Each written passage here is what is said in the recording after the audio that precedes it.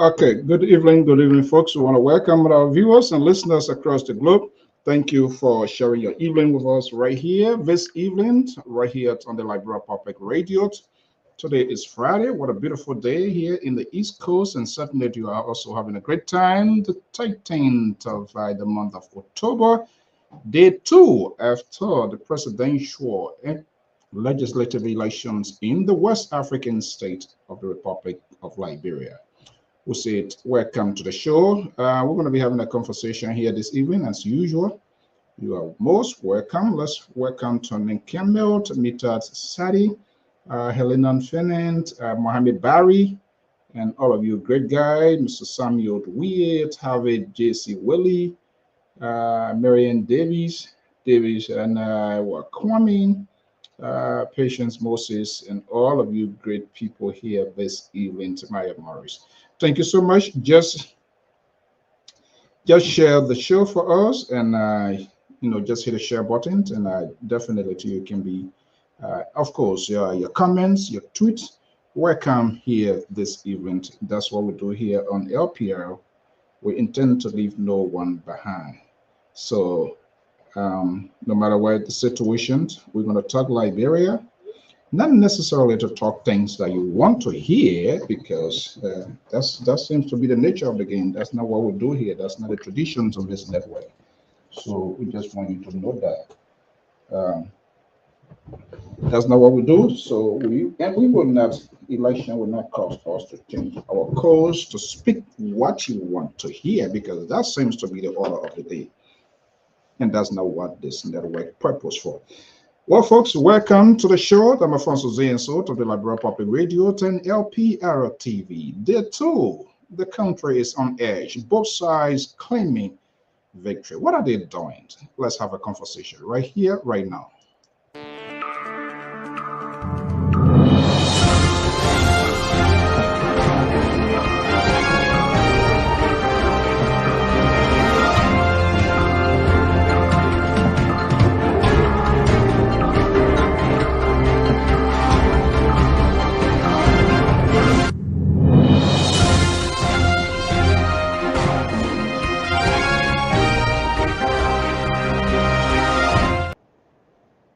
Okay, good evening, folks in Radio Land. I am Alfonso Zienso right here to the Liberal Public Radio 10 LPR TV, coming to you live from the New England Bureau right here from the East Coast. Good to be back here. Aftermath of the presidential and legislative elections in the West African state of the Republic of Liberia. The conversation is on and a lot is ongoing. And we're going to give it a conversation here. So beware. We don't talk what you purpose to hear.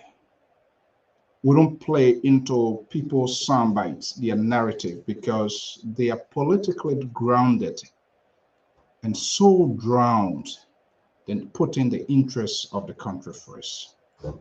Unfortunately, if you're one of those who come, and that, of course, fair to mention, I know our folks here, they are open-minded people. And this is why we give everybody the opportunity. You can place in your call, you can write your tweets, you can express your views, your opinion, as long it doesn't infringe the policy of this network. Go ahead.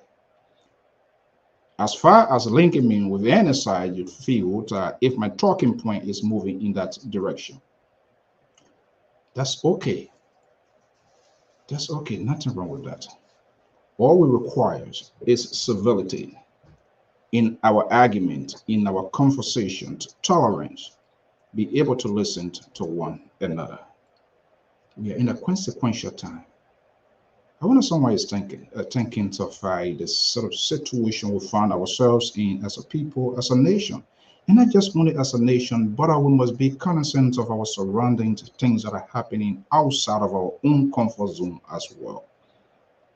Unfortunately, that seems not to be the case. That's my view, that's my opinion, because I see things happening. And it is unfortunate. For the most part, and everywhere, every society on planet Earth, elections always tension park, the aftermath, even prior. But we must give it to the Liberians, despite or some people or some places' inability to assess roles, they managed to go to those polls to exercise their given belief, to vote who they feel is giving the message, even though we never had a chance. And I said that here repeatedly, we never had a chance to question these people. There's a saying they say, what you sow is what you reap, because we didn't have a chance. The system was entangled with drama, distractions, not just only on the part of politicians, but the very surrogates and surrogates, their supporters, their sympathizers, their talking heads, and you even as viewer, listeners, and supporter, even the electors. He never cared to listen as to how they're going to get things done, because your mind was made way ahead of the time. No agenda, no vision for the country, the directions of the country, and basically some of those core values for which they were contesting. But more or less, you put your own personal reward or what you think going to be in it for you at the end of the day, which is not a surprise. Politics in itself is an interest business. But how many of us will put the interest of the country first? Now we see out of 20, or it could be more, now claiming victory, playing political games, putting the country at risk. So the question now becomes, what do they know that you and we don't know? What are they holding to their chests? We're not stupid. Three numbers all out there. I'll say it repeatedly here, lack of political tolerance. They wake up, they want to get into the game, and they think it's a topless. They are topless. No. They know. If you don't know, let me just tell you now, they know. On the basis of they were fully represented. If not all of them. And if you don't send representative, that's your business. Because that comes with the responsibility as an institution. When you are in a race, you should have your eye, you should have somebody there as your watchdog. And I'm quite sure, because our network have been carrying some images all over the country in some of the rooms, coming to a consensus, their tally sheets. Those sheets were shared. Yes, NEC, they have their own bulk of the problem.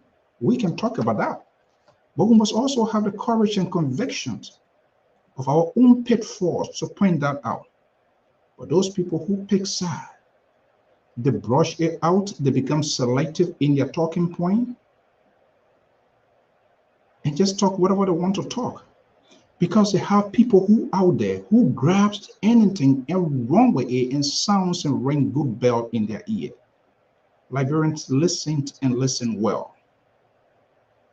We are in a consequential time. Our decisions, our judgment matters.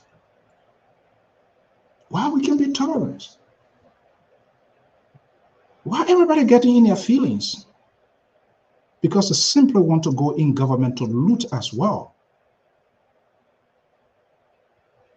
All of them, if not all, many of them been in government before. We saw what happens. When resources are depleted, they do anything any way possible to go by, because that's the easier way to get the wealth that you need. This is why that country, why it is true, it is your right. Little over 15 political parties. See from the preliminary results, see what they are getting, their numbers.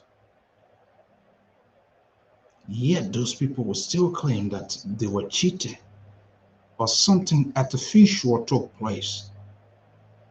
So the question becomes, did you send representatives at those very polling centers, thousands of polling centers? Do you have representatives there? Or they were just only in Monrovia, or they become selective in certain counties. I'm going to send somebody to county A, county B. I'm going to have somebody in Grand Bassa. I'm going to have somebody in Moserado. I'm going to have somebody in Lofa. But nobody going to go to Sino. Nobody going to go to River G. Nobody going to go to Grand G. Now they do not want to send in there, but they do not have the resources. You must first have the resources in order to wage effective campaign. They should stop this political gaming, putting the country at risk. Hosting what sort of press conferences that we have not heard before? People, conferences, endless press conferences without no substance taking place all over the place. Everybody have their war room, they have their kitchen room, they have their fontenelle room, they have whatever room, throwing numbers out there without even taking into consideration the danger is sensed out there outside of our own domain. If you knew fully well the process itself was a fraudulent process from start, meaning it want to be a fraudulent process to the end. and you allowed yourself, you participated in the process. It started being men walking, their men walking. Funds were insufficient. Both the government, the opposition, they are in the first branch of government. They never advocated. NEC was crying Ohunfa. They have their own law we're going to talk about as well. But we need to call it as it is. They were pushing, rewarding themselves financially for getting to know elections is a costly process. Lawmakers who have never gone to their constituents for the last 6 years, only in these end times, they were walking to their people. And all they were going for to ask for another additional term, even though they didn't do anything. You are part of the problem. You are part of the system because you work in government. It doesn't matter you are opposition. How many of them have offices in their constituencies? How many? How often do these people go there? They don't. They are now crying foul. Their people never voted because there's no rule. Yeah. What is your legislation that you put forward? What was the negotiation skill? What was the rapport, consensus being built by other members of the parliament, regardless you are in the opposition or you are with the government? That house, only mature, calculative, smart, and people who cut deals can be there. If you're a baby or if you're a toddler wearing diaper, then you don't need to go there because it comes with tolerance, perseverance, and being a good listeners. Unfortunately, we are not having that. And here we are. Press statement, special statement, alignment of the result. Give me a break. Your own investment. Let's give the process a chance. If that was the case, then no need of even had an election commission. Let people vote. I said here, beyond my CCC Bakuba, I announced myself senator of Granger County. Would that work? No. But it is a disgrace. It is shameful. And this stuff been facilitated by you. You gave these people the cause to do it because you do not have the guts to even tell the ones that you support so dearly if they are going wrong to stop. Where are the leaders? Where are their talking heads? So says Sister Goya. Why they can't call on their supporters to remain calm, allow the process to play out, and see who's going to kick the can down the road? Everybody gets some kind of war room. Where is that war room? Tell me how many persons each party. I bet from all of them that can tell us, yes, definitively, this is the number of people who register in Moserado. This is what guarantee voters in Nima County, in Sando County, in Granger County. They don't. People are hungry, they are starving. So when you go there, because when they are leaving, they'll get a little keke show, so Frenchmen say. So they go there, they clap, they cheer you up. You charter trucks, you put them there, you give them water, you give everything. They eat it, they say, oh, you know what? When time for elections, we will decide. For now, I'm hungry. And that's one of my friends told me. He said nearly every weekend, he makes sure there are two possible things will always happen. Either a funeral, repairs, or a wedding. He makes sure he gets his run going. One of the two will take place. And then his weekend will be good. I'm Alfonso Zianso. Sese, legendary Sese Goya is here. One of the supporters of the candidate that participated. We're going to have a conversation here. How many of you really know who participated in this election? This percentage, you put them one side. Library is not an electoral college. That's a popular vote. Let's look at the numbers. How many to register? How many voted? Let's get a conversation going. This is the house they are fighting for. They want to go on 8th floor. They want to go on the 4th floors. Welcome to the show.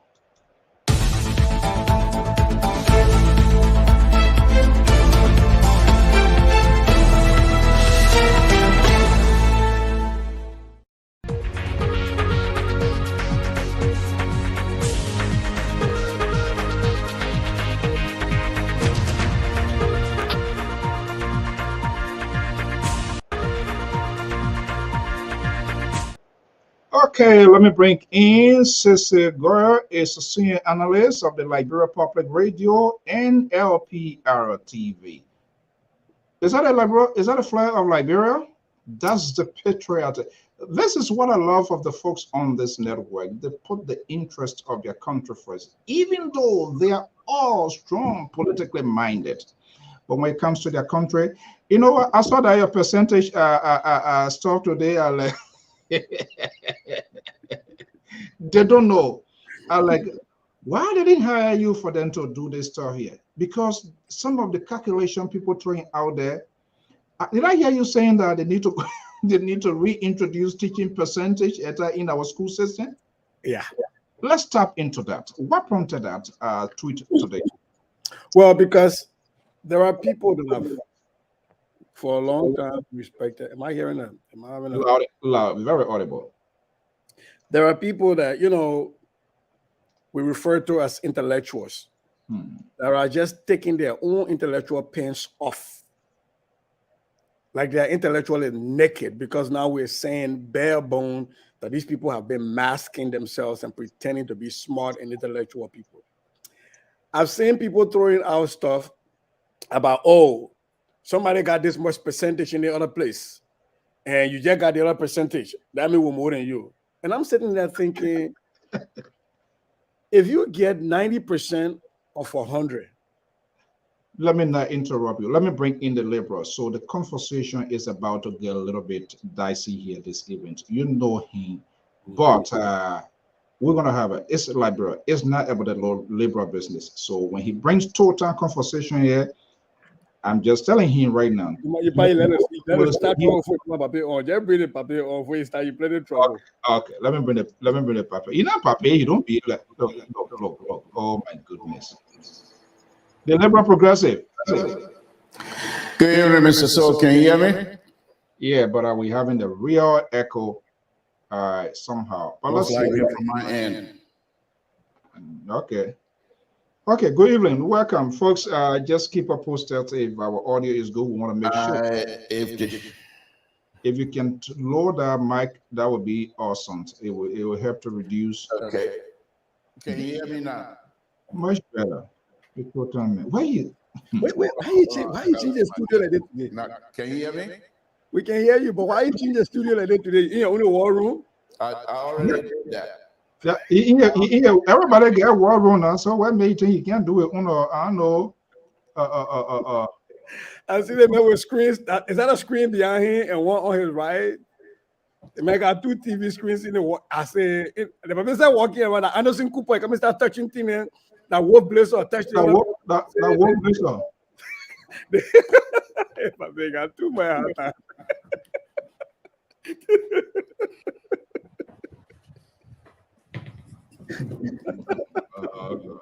Labro problem not finishing Jenna. Because when you have melody, when they are still around, what I did was you know how to do it in you know how to do it in studio. They have all these lights like you on Broadway. That's exactly what I did. But I got my light from Home Depot and I can fix them. So I'm way later right now. So adjust your volume because you're busting our ear. Just adjust it. You are audible. Okay, guys. Good evening. Welcome. Sissy, carry on. Welcome, Liberal. Yeah, so like I was saying, people talking about somebody got 90% the other place and another person got this much percent. So that means the person with the 90% is winning. And I'm sitting today in my office and I'm going, God, we got to teach percentage back. Because if you get 90% of 100 and I get 60% of 3,000, you got 90%, I got 60%, but I still got more numbers than you. And in Liberia, we count the popular vote. So 90% of 100 is just 90. 60% of 3,000 is 1,800. I got 60%. Somewhere you got 90%. I still got more votes than you. So I'm really struggling to understand these people's mindset. And these are smart, quote unquote, people, by the way, that are throwing these things out here. And let's divide role here. So you don't act like the liberal here, because his argument always, these people would need to call people out for who they are, because if we allow them to carry on, they become a liability and they become more dangerous to the state. How can you still call those people? Are they doing it on purpose, or is just strictly political reason? If it is political, then I say, okay, they're doing that because they get something in the long term for a reward. So they will do anything and they don't care for the ordinary Liberian that are out there. I don't really, it's hard to determine. And because I fail to see, I really don't want to believe that there are human beings out there that would just get out and just lie against their conscience just because they need a handout. And because for me to say they're doing it, knowing that they're lying, will mean that there's a lot of Sarah Huckabee Sanders out there that can just kind of just talk to and not believing, right? But then also I've seen some of these same people that have come on. Again, there is a pattern, right? Because for me, I always tell people when you do math, it's about patterns. So, for example, and I'm going to call somebody's name, Akaras Moses Gray, for example, came out and announced to us that Paulita Wee was senator of Mosorado County. The man went on radio and he was yelling that Paulita Wee was Mosorado County senator. We found out that was Vlad. Then we went back again. The same man came along with Mobile Malu and beat their chest that if Dara don't win Thomas Falat, he will not run for 2023 office. And I'm hoping the news I'm hearing is true, that the Lebrenpo decided to honor his request and just not vote him, because he said if Dara don't win, he was not going to run to be representative anymore. And they put these numbers out, and it turned out to be another Vlad. So my thing here is political rhetoric doesn't necessarily mean you be lying to the people. I understand if you lose an election and you want to temper down the frustration of your followers and you're trying to feed them something so that it slows down. Yes, but you don't put miscalculations into the public sphere. When people are saying, "Oh, we got more percentage here, therefore we are winning," it makes no sense. That is not how percent work. Percent mean per 100, and so it's coming out of something. And if what is coming out of is more, then even if my percent is low, let's take out more than what you got. So if your quota, your entire the liberal, you need to face your audio. The liberal, something not right on your end there. So I don't know. If your whole, when you're taking something out of,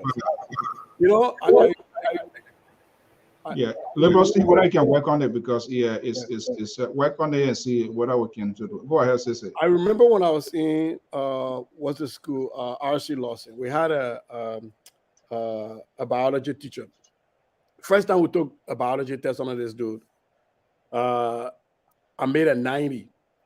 Right? He put 90. That's what he wrote, 90, not percent, just 90. And he's giving other people 70 and other people 100. And so we get to class and I'm going, "Oh, wow, I did not study for that. I got a 90. He goes, "Yeah, it's 90 out of 300. And I was like, "Oh, crap." Because now my 90 did not mean a whole lot, because initially I thought it was 90 out of 100, which is 90%.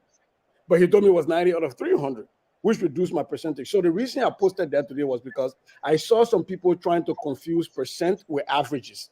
And there are people that were actually trying to average out. And they're saying that, well, if you got this number here and you got 0 in the other place, you add 0 to what you got to the other place and divide it by 2. That's not how people do things. That's not how why are you taking average of people to say where they reach? What kind of math that? How we taking average to count who win election? And they were kind of little specific in terms of the figure they were putting out. But other people to turn it around and everybody just going head to scatter, just make everybody to roll as stupid and people. People forgetting that the percentage would change when you bring in more numbers. Like I just talked about having 90, and I it thought 90, either goes up or it decreases. right. And I said 90 was out of 100. That means I had 90%. When the mental was out of 300, I felt I knew it was lower. Joseph Boakai and President George Weah, their percentages are going to fluctuate because as more numbers come in, again, the same thing I told Akaras Great last time. Buka the predator in Wezi. When you open the Atlantic Ocean, Buka the prey. And so when you get 90 and they're only 100, you get 90%. But when you get 90 and now at 300, you no longer have 90%. No, it's not going to be constant. They will fluctuate. Why are people? It's just basic arithmetic, third grade, fourth grade math. They should have hired you to get this thing. I'm not too sure if I'm audible now.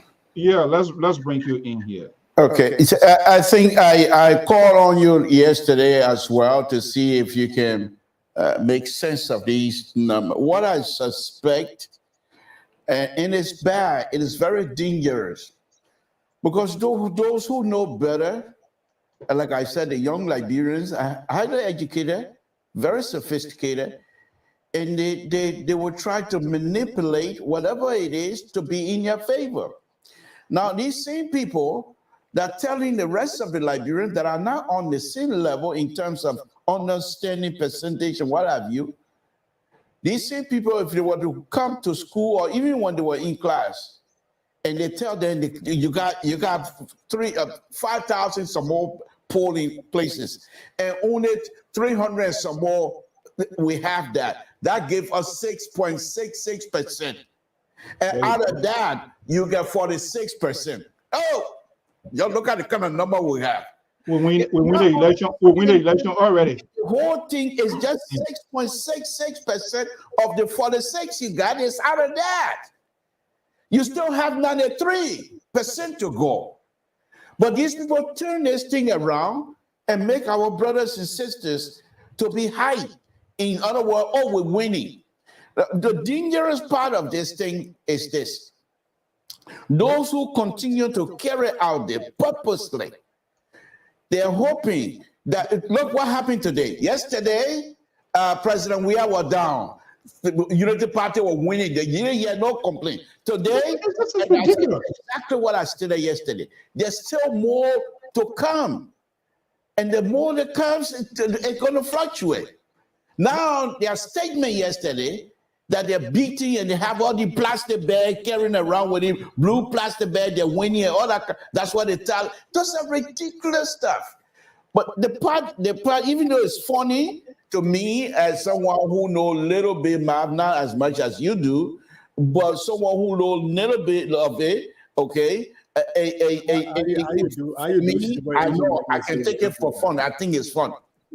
But for other people that don't understand it, they take that 46% to me, the 100 or whatever it is, they got 46% of the total now, which is not the case.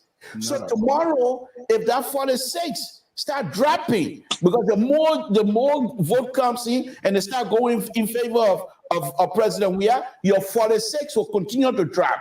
Because President Weah is percentage speaking, you're going, because other you go into that, and not other you cannot get 100% at the same time. So that's the dangerous part of our brothers and sisters refusing to explain to them.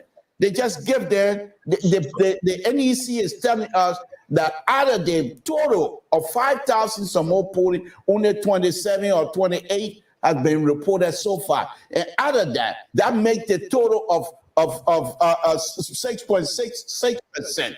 And out of that, this is the amount you get. Now, another interesting thing, and I also going to a little bit blame, not blame, but I will put it Jones Malice. They know very well our people are not quite up there.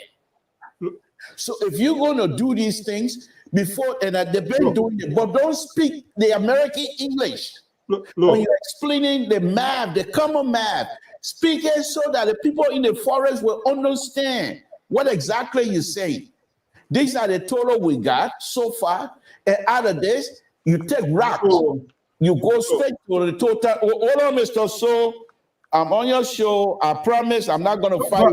Yeah, but let me just tell you straight off on that. I don't want. We already, the society is already injured, and you are in the process. Mali, Jones, welcome.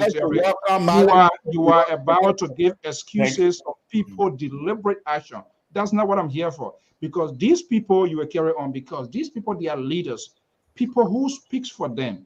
They should be able to, in this sort of difficult time, they should be able to take the airwaves. Instead, they are adding fuel to this whole thing. This is what you need to understand. You come here and holding these people responsible, that's fine. But what you need to do, not just hold the people responsible, educate those who are listening to these people, misleading them. Help them to understand that these people are responsible for misleading you. And here is a reason. And I think that's the context that I'm trying to provide here. But then again, you want to throw your weight around as usual. So go ahead, have your show. Yeah. Now you try, because I put you in your place now, so you are readjusted. Let me bring him. Terry is here from Minnesota.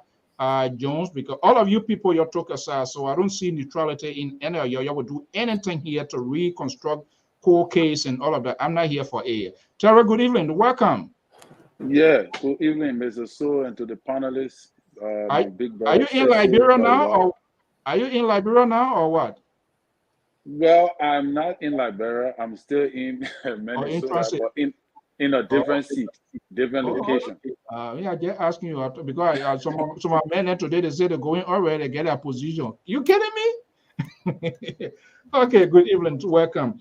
Look, Terry and the liberal said, put in the context. Look, we have a very serious problem in our country, and I don't know whether people are doing it just deliberately on purpose, or let's do this and we hurt our own country, and then we come back to say, oh, the system not do this. But we know very well. First of all, let me put a Powerball question, and I want a straight jacket answer today. We are 4 year 5. We went into a process, and let's assume we send our representatives out there to proxy our affairs. They dare to represent the CC People Party, something to Total Liberation Movement. But why are you getting a military movement by only party? Liberation movement. The men are liberating one free people. What you name? Otavia, Joan, what? The People's Radical Movement. Yeah, the People's Radical Movement for capital punishment. For capital punishment. And then, Terry, you want to get your own party? No. Okay. So, yeah. This is why I think this is what we need to do. I believe, even if they have the capacity or not, but these people, they have their representatives present at the various polls, correct? And I'm quite sure, let's be honest, by this time, all of them, they know well, Creole men say. They don't sabi. But I'm true, I tell you also, these Baba then don't sabi who win this thing. But they don't hold these cards on their chest and they make people to be like a stupid people in this place here. That's not fine. They know very well. But they decide to do these things with their leaders to certify their political godfathers and keep other people alive, because we know some of these people and we might potentially call their names because they will never concede. I don't care what happens.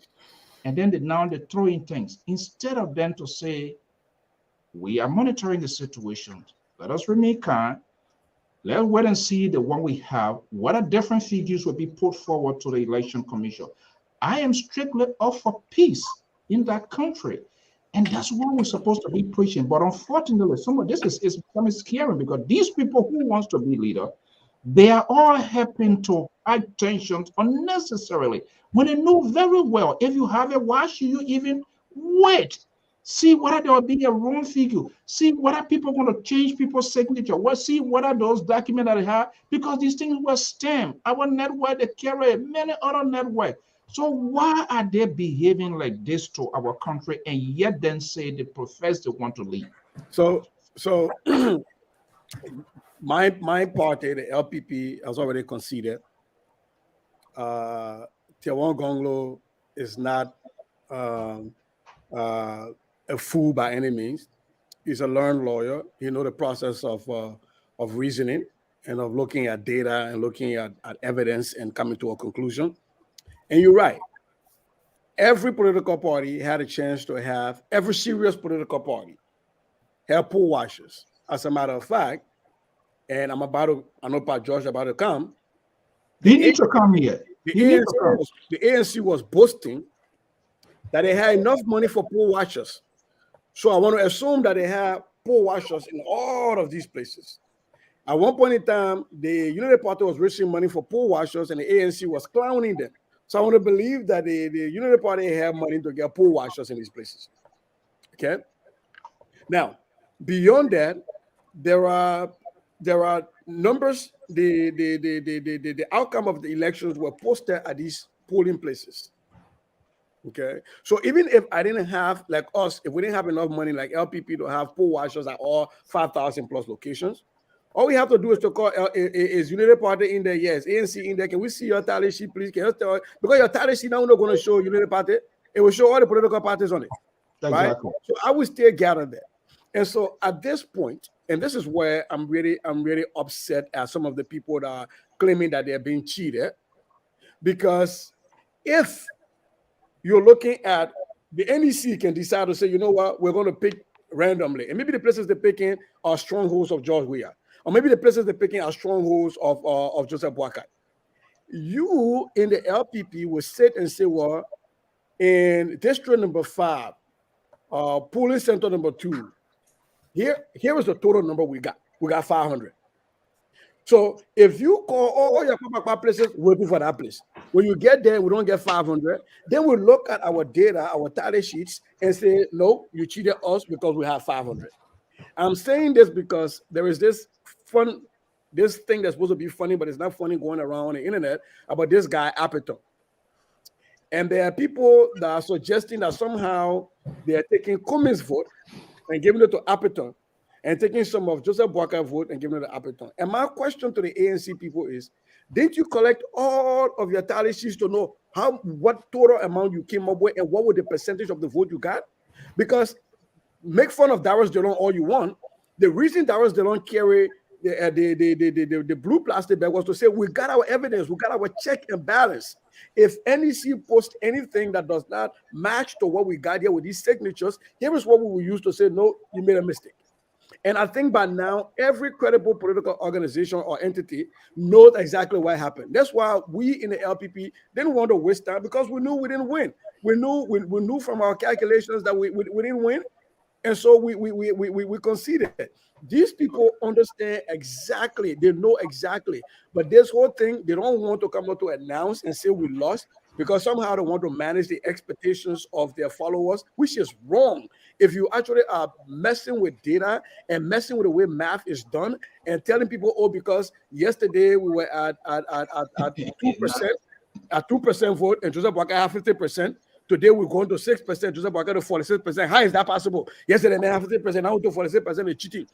You don't do those kind of things, because that is not fair to the teachers in Liberia that spend all their time teaching percentages to our children, and you smart, educated people sit on networks and platforms and just talk stuff that don't make no sense. So for me, I am really bothered, because that is the thing I like to do, is numbers. When people try to mess around with it like that. The last election with Darius Delon, I made the same post. When the CDC was playing around in their war room, I said, they think you're going to stop this thing here. If you don't know math, you just hire some math teachers in Liberia. You stop playing with anything like that. Okay, let me bring in Jones here. Let me get this a little bit. So let me bring in Marley Jones. Let me just bring you here, and then Terry going to come. Jones. Yeah. So straight jacket question.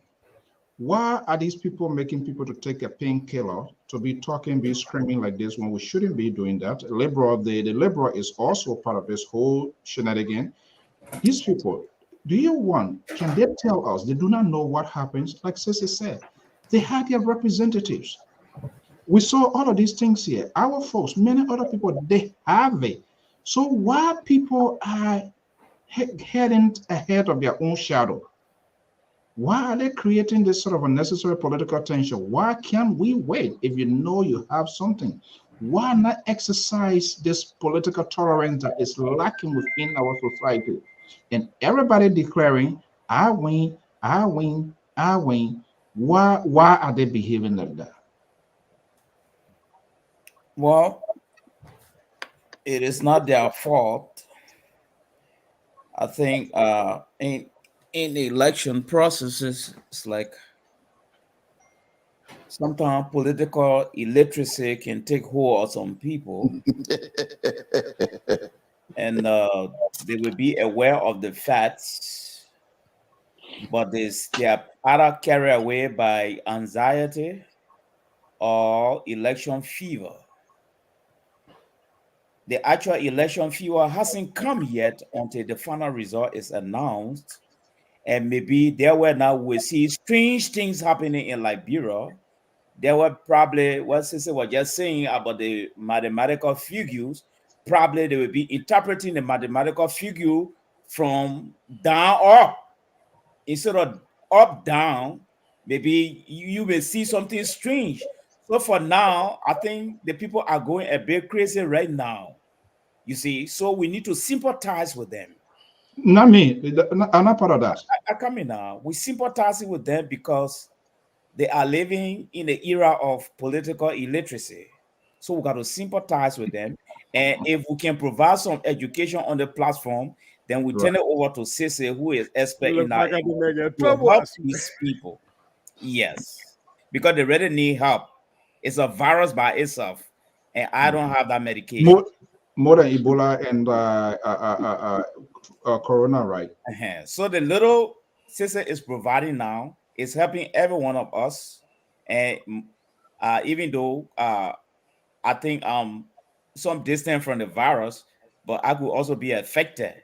You see, so we just got to sympathize with these people because to be frank with you, people have forgotten that when someone is leading, it's different from winning a particular spot. You see, so some people felt when Joseph Barker was leading, it means he has won this place, won this. No, it's not like that. It's just leading. You see, so now it's serious now. You see, where is leading now? So my question now is, will Joseph Barker overspeed where again? Okay, and okay, leave that. That's a question.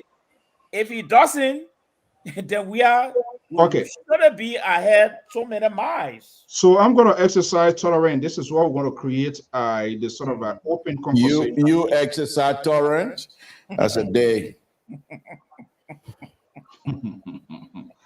And now we're going to create that conversation here. Because I've been looking at some other things why we get to this. I'm going to come to it. But let me go to Terry. Terry. Yes, sir.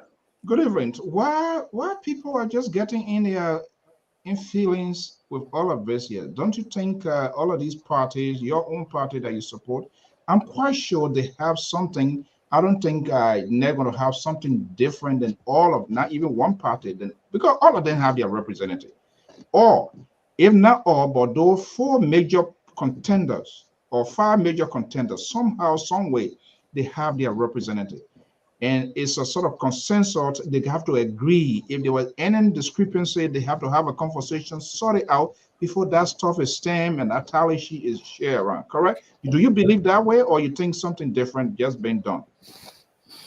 Well, the process is ongoing, and like I said before on this network, and I will say again that I give next 60% of the whole entire process, and people can argue if you want, it's up to it, because of the irregularities. And even today, I think there was some kind of report from EU, that made mention of something like that, because due to the slowing down of the process. You see, when you become transparent from the foundation of the process, it creates some level of balance in the hearts of the people, because the people themselves are anticipating the result on the foundation of their vote cast. So they woke up early in the morning. There were pregnant women that were standing in the queue waiting to vote. You and I being in America, we did vote. Like what Mr. Mali said, these people are the ones who wearing the shoe. they are apprehensive because of the way the process begins. So that is why they are apprehensive. The anxiety and the way in which NEC is hindering the process, the slow pace of the pronouncement of the votes is creating some pandemonium in the hearts of people. Like maybe something is going to happen. People are apprehensive because, again, you must understand that this is the CDC-led government you're dealing with. The CDC-led government that have done in recent time a lot of things. Even in the process, we have lost people in the street, and our president has not even spoken. With all this thing going on, people posting all kind of results, the president has not even come out to say something, to balance all the nerve and anxiety. Given the fact that people keep out in their volume to cast the vote, so they are apprehensive. They are the anxiety. They cry that maybe something may happen, because they are not understanding a lot of things. And NEC have been giving some report that ballot boxes were stolen and all those kind of things. And now tonight, we see somebody recording from SKD saying that, Moluba Molu them and other people are to SKD. That pandemonium, and there are people that are running there to go guard the place. So there is a pandemonium in the atmosphere. Why in my mind is because of the slow pace of the pronouncement of these votes. All right. So at least by now, 3 days, NEC should have been able to at least give the public at least 40% of the total amount of vote cast to ease down the tension. But they can't. They just give a bit and pieces, 26%, blah blah blah, all of that. When they already have this information with them. So I think that the best way in which you will ease down, because most of the key opposition parties that are already leading in the race, they are not worried like the Unity Party. The Unity Party is not worried. They're not saying anything. They're just telling the people to be calm. We already have our tally sheet. We know our position. We know we're in a comfortable lead. We are not worried about what's going on. It's possible with next announcement of the result. There's possibility that President will suspend a ball, and there are possibility that he will drop. And but we already know the Unity Party already have the tally sheet. That was my big brother sister said. They already know where they stand. But the problem with the people, the main people that are resisting and creating pandemonium are the followers of these political institutions, the CDC and the Unity Party. They throwing jabs at each other all on Facebook and all of that. But that cannot solve the problem. So in that case, this is where leadership comes in. Right. As a leader, you must have some sort of absolute, if not 100% absolute control. Your people should be able to listen to you. I'm getting some text messages here tonight. Other people chose to contribute through sending the text we're saying. This is what this message says.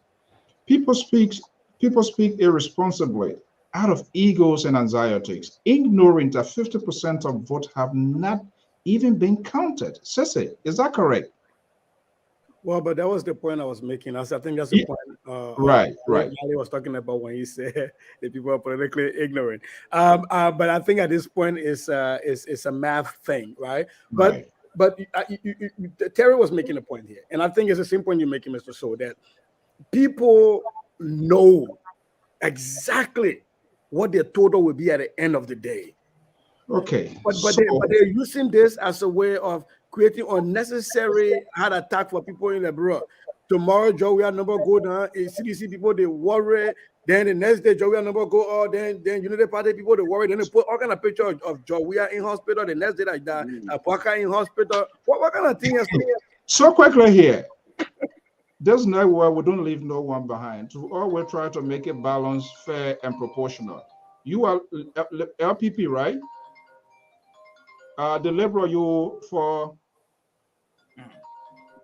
the man for all the part of the LPP, the LP that now belongs LPP / Unity Party, correct? No, if for the engine of LP, not the frame, because Musa Bility carry the frame to CBP.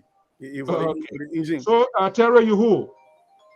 I support the Unity Party. And you the undercover sedition. Are you still at the election over now? Are you still considering yourself undercover sedition? are coming to be on top sedition now. Okay. Hey, you want, hey, No, one job. let me step in here. Let me No, step I in. come in. Let me just bring up because we're talking and we're So, talking well, Mr. So, one of the people that you one I- of the people that Heron Costa talking about say the undercover sedition, that you one of them. so, but what? Hey, he said what was it? Hey, 5,000 from Joy, we are. So if I want him, okay, let me bring in a strong advocate of the government. So we're going to be discussing that, so we can have that conversation fair and balanced. Let's go to Washington D.C. and bring in. He called himself the deputy spokesperson for the diaspora CDC. Let's have Kev Hassan here to welcome. You were here the other day. We're good to have you here. We're going to have a conversation. Maybe you can replace what you said, Professor RCC Laboza. Anytime you want to come in, just let us know. We're not picking phone call here. So, Kev, welcome. So, Kev, nice to see you. I'm making no plow on you today. Oh. When you see him putting hand up, those hands that goes up, they can count that right on your forehead. So don't even trust that. Okay, let's have a conversation here. And Kev, I'm going to just make you jump in this here as well, because I'm going to ask you the same question. We're not going to be selective here. We're treating around here. Let me ask this question. Is there any reason for somebody to be screaming here? Do you have, and I hope somebody will ask the election commission, because we just want to hear from the houses more. What are those tally sheets, the announcement or pronouncement being made by NEC? Is it inconsistent, or those sheets were shared with those various political parties? I think it might sound ridiculous, insane, but we need to know that. So, Kev, why are we screaming? Do you have numbers? Do you have the figures to your chest? Your party, if I'm saying you not your party, do you have that? Was that the consensus as far as you are concerned?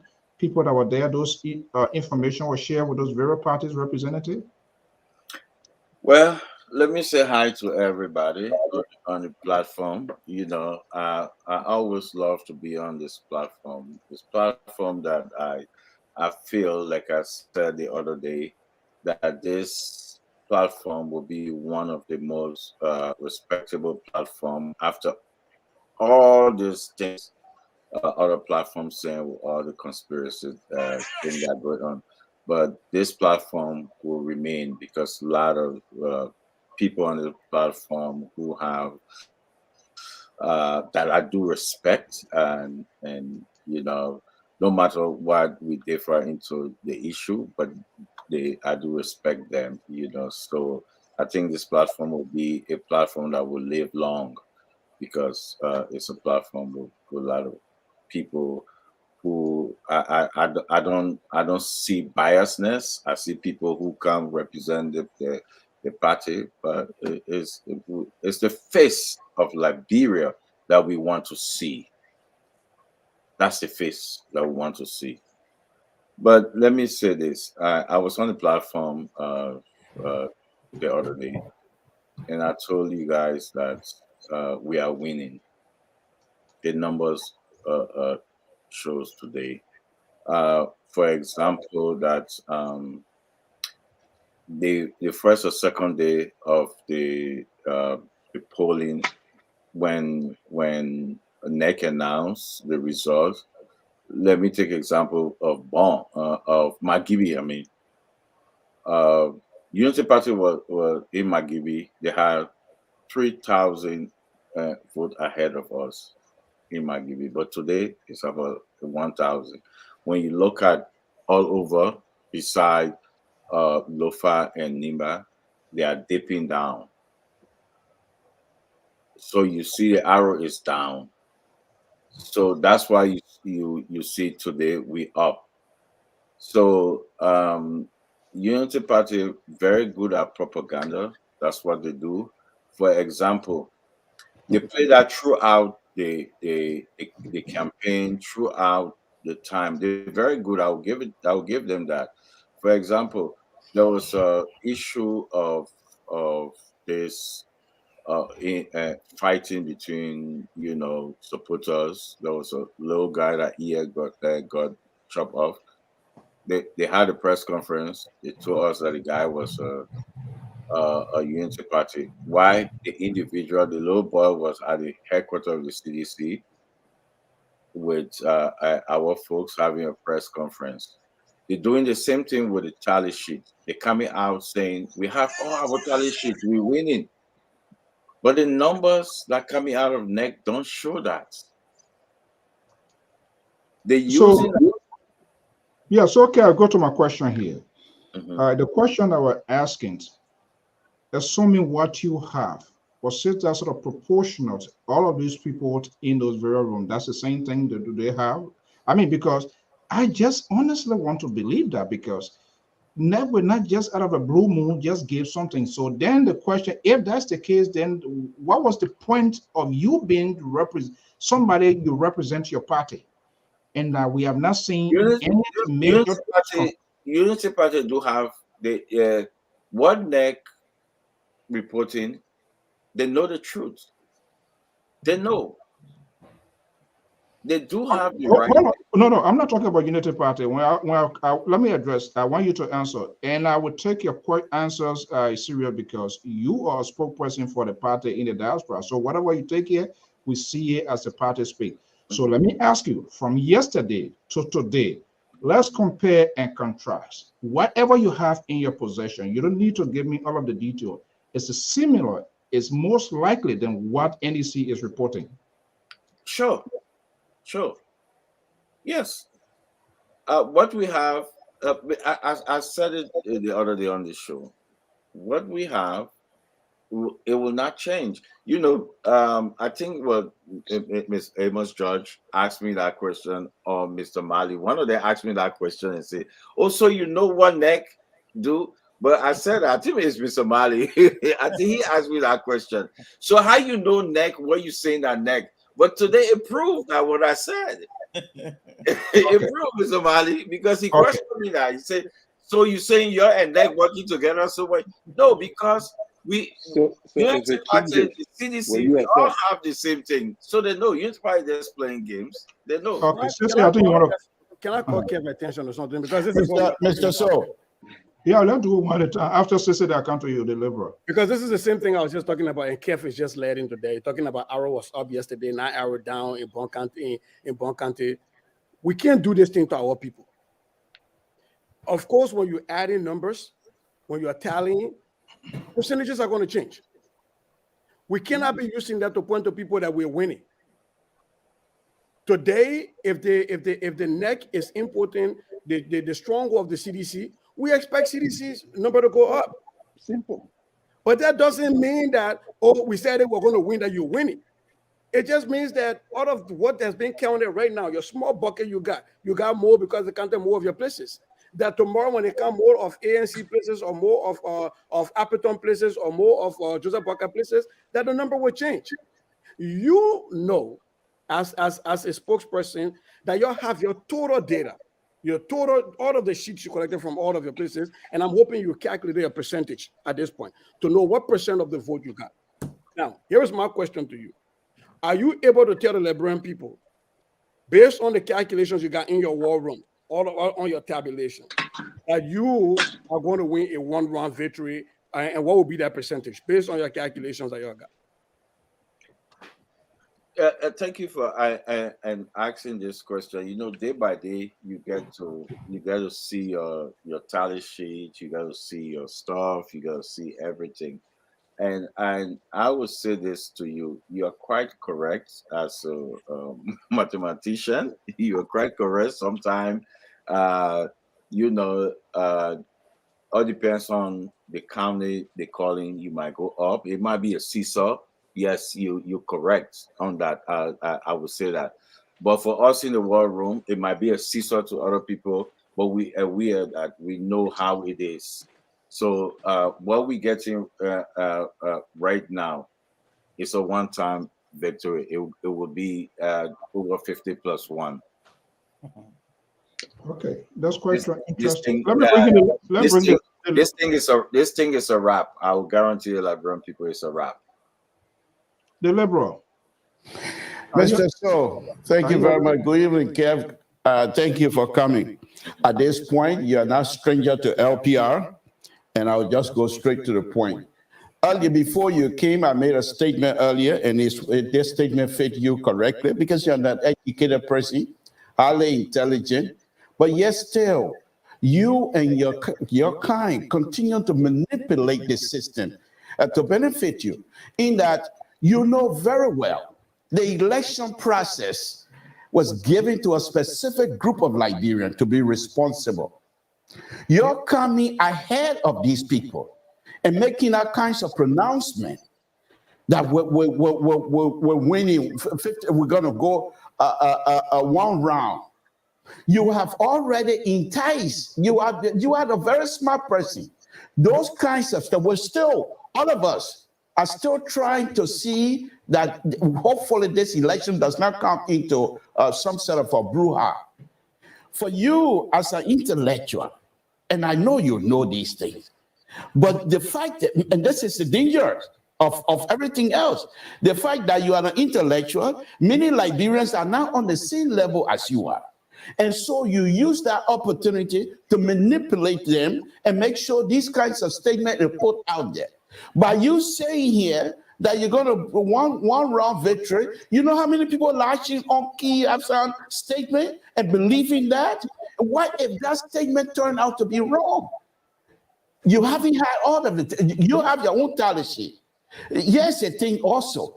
The tally sheet you have not even told us as to what how many precincts that you have the tally sheet from. And out of those tally sheets that you have, which one the NEC will say this is a bad vote, or which one they throw it out? You're not even mentioning that because that's not your responsibility. And this is a danger of it. And I will urge you guys to stop that. We have a process. We have NEC, we trust them. We're asking all Liberians to trust them. Let's wait, let these people come out, make the pronouncement, and from there we can do an analysis. But for you not to come out, that's based on the tally sheet we have. What is the tally sheet? In total, you guys got to stop these kinds of stuff. They are unacceptable. Okay. These are things you do. If a banana republic, but this is Liberia. This is not banana republic. And you guys need to do better than that. And you know better than to do what you guys are doing. Unacceptable. Mr. Cho, you sound like the folks who were hoping that Hillary Clinton won the election, but some of us who are registered Republicans knew that Trump was winning, and when we say that, are you a Trumper? That's what we are. Yeah.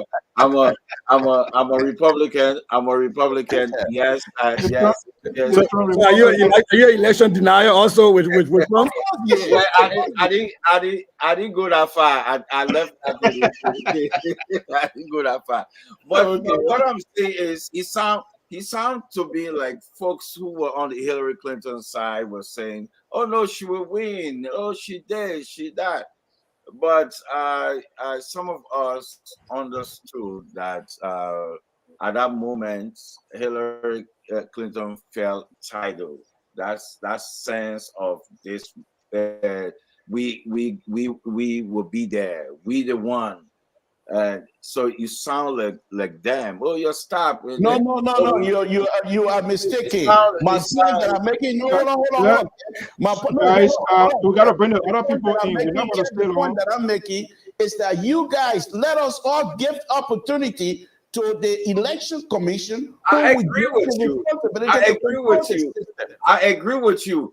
But okay. But I agree with you, Mr. So let me just say I agree with you. But because I do have privilege to information that I'm saying, that I know, so I share with the platform.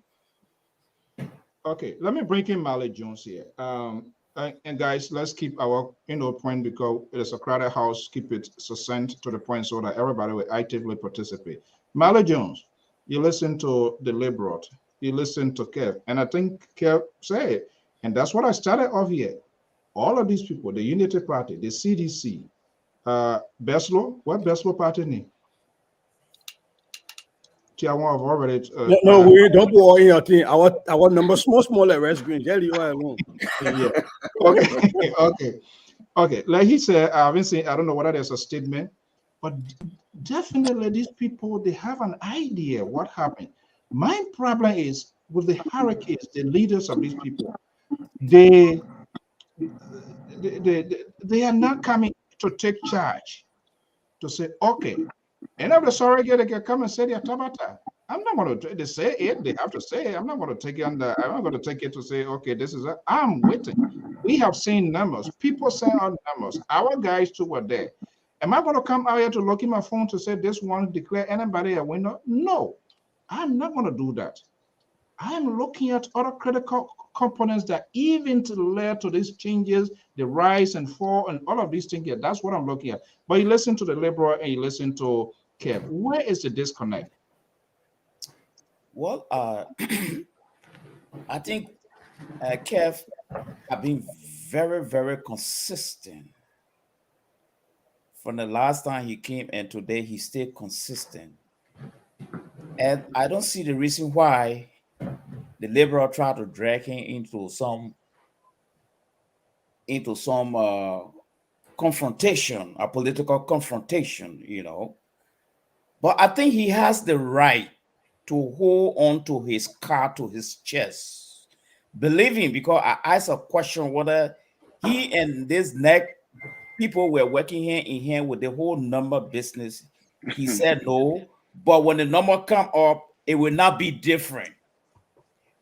And I'm a little bit compared to believing some of the things he was putting forward, because history tells us that there are some things are repeating right now that are against the Unity Party. But if further support Kev analysis with the type of tea leaf they are reading from the war room. What are those things, Mr. Mali? What are those things that are supporting Kev analysis? Yes. One, the Southeast. southeastern county, I know that according to the provisional result that just came in. I come in now, I give me chance. Georgia has not won the southeastern county yet, but he's leading in all of them, according to the statistics from the Daily Observer. All right? That one aspect of Kev tea leaf. And I said it here, that a unity party don't work in that era. It's going to be a political disaster for them. Two, I don't know what number Kev have. He has refused to disclose the number. But he clearly told us that it will be, the disparity will not be far from what NEC has. All right? So when Joseph Braca had the other lead, it seems to be the temperature was not rising by then. But now the arrow is going further up. I see the temperature rising now from the Unity Party membership and the leader in. So the temperature will continue to rise. But my problem here is this. A liberal said these type of information are not good. I think the liberal is mistaken, because the information may be good for the partisan of the CDC, for the CDC population. It may not be good for the Unity Party and the rest of the population. All right. So I was just doing a research on some of the problem in the election in Sierra Leone, Ivory Coast, and Guinea before the military guys came in. And I realized that in Sierra Leone, here was the problem in Sierra Leone. Sierra Leone problem with the election there was what they call statistical inconsistency. That was Sierra Leone problem for we America came in and decided to raise their eyebrow. That means in your war room, you register 50. But when the election commission put everything together, they came up with different statistics, and it became a problem. You see? So it can't keep holding fast to this issue that their number is not different from that of NEC number. For me, it don't worry me at all. Okay. You see? Because this is what they have. This is the tea leaf they are reading from that from the war room. Why should it worry me? Not at all. So let me go to Terry. The liberal is an old faction guy. I can tell you for that. I don't see anybody who would be like a spokesperson for his or her party, and you will come within the public space to say, "Oh, we're losing." I mean, even if you are losing, you got to put out that war face. I mean, naturally, politicians, diplomats, they always kind of like restructure and stuff like that. So, by he's saying it, does that mean they're going to win it? That's not what I'm going to take. I will wait until NEC make those official announcements. But I'm also following what we have and what we want to do here to look at some of the how this thing is changing. What are some of the critical indicators? What can we point to? And I think we have those conversations. Let me just bring in Terry, and then we're going to inject that other face into it. Terry. Yes, sir. Okay. I jump in here. Which do you have? I mean, if my son is saying, have you talked to any folks from your side? What are they telling you? Something definitive as well from the Unity Party side? I mean, Well, I you're not guess, speaking for them, but I mean, I'm quite sure you talk to folks from that end as well. yeah, like I said, Mr. So for me, I'm comfortable. I'm not really deterred. Even if whosoever win president, we are or Ambassador Barker. For me, I preach peace. I believe in peace. But from what we have gathered, based upon all of the talent that I know from high-ranking leaders in the Unity Party, we have conquered, bombing, Kitma, and Bapolu. And we are in a comfortable lead in Monserrato County, where in the huge chunk of votes are. Kev, most of the announcement today that pushed President we are over the board was push President we are percentage up came from the Southeast. And the Southeast is under 300,000 votes. And the 300,000 votes in the Southeast, not everybody went to vote. That 300,000 votes, you have invalid votes that will not be counted. You have people that did not vote. All right. So you'll be looking something around 270 something thousand votes and all that. Nima County alone have the ability to mass out that particular area of the Southeast. And bulk of Nima County have not yet been pronounced. So I will go with the liberal that kept being a senior official of the CDC, knowing very well that there is a lot of pandemonium in the society right now. You would not want to be the one to be telling people that, oh, you didn't. CDC love to do this. You remember during the 2020 election, the people came out and said a lot of things, even Polieta, all the things. They said they were leading. They said they won the election. I'm not against that. Kev is he's a politician. He has the right to motivate his people. It's fine. But what if the number changes? What are you going to say? What are you going to say? And obviously, the number is definitely going to change because bulk of Nima County have not been called. But I think she just called how many votes? I think about 100,000 votes so far, 100 and some more thousand for Monserrato County. You get 900,000 votes in Monserrato County. All right. So and we're looking at how many seat of CDC candidates or representatives and representative candidates that have already fallen in major districts of CDC strongholds. These representatives like Solomon George, all right, like in Yeke Koluba district, like in Karas Great, they are all falling. So how can we definitely say that the CDC is leading these schools and they're going to, so for me, I would say, well, Kev, it's up to you. If that is what you have, my brother, I'm not going to argue with it. But we know exactly that we are in a comfortable league and we are not shaking. Okay. That's what Liberal Public Radio is. Views, opinions are freely expressed here. So let's look at some of the critical indicators that are leading to the fluctuation and that could be political disaster in the long run, which we do not know. And that's what I'm watching to see to play out on some of the information being provided by NEC and the wavelength of the system, how it's been going here. And to say, I think we all had conversation here. So let's start with UP, because UP and the CDC is a main opposition challengers. They are the people that we're starting from. And I'm going to take you into your own county. I don't try to be too mean here. In order to solidify your political grip, the numbers from what we see so far, do you think the numbers coming out of LOFA for the main challenger, Ambassador Joseph Newman Boyka, is that impressive so far? Is that something that, is he on track with that? Well, so I gotta lay this out here, right? I belong to a political party that participated in the election. So I actually have I got access to a lot of data. Right. I have a lot of these tally sheets that I got access to. So when I'm sitting here talking, I got access to a lot of data from the polling centers. Okay. But I will speak because I want to speak to what's in the public. I would not be worried if I were any of the candidates, George Weah, Joseph Boakai, Appleton, whatever his name is, and Alexander Cummings, based on what is being released right now. You cannot glean anything out of that if you are just a normal consumer of next data.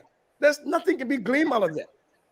But I like how my brother Kev and the city and the Unity Party people, they're doing strategic communication. That's what you guys are involving themselves in. And I love it because it's funny because I look at the holistic data. I know where the trend is going. But Thomas Fala wins in Foya District. Foya District, one of the smallest districts. In fact, it's a statutory district in Lofa County, right? They say, oh, Lofa got no. They forget also district can swallow Foya so many times. Saleh district can do all that. They even go for them. They pick that part because that is the part that got announced. And you got to give your people hope to say, oh, Lofa will fall, right? And the same thing happened with the Unity Party, right?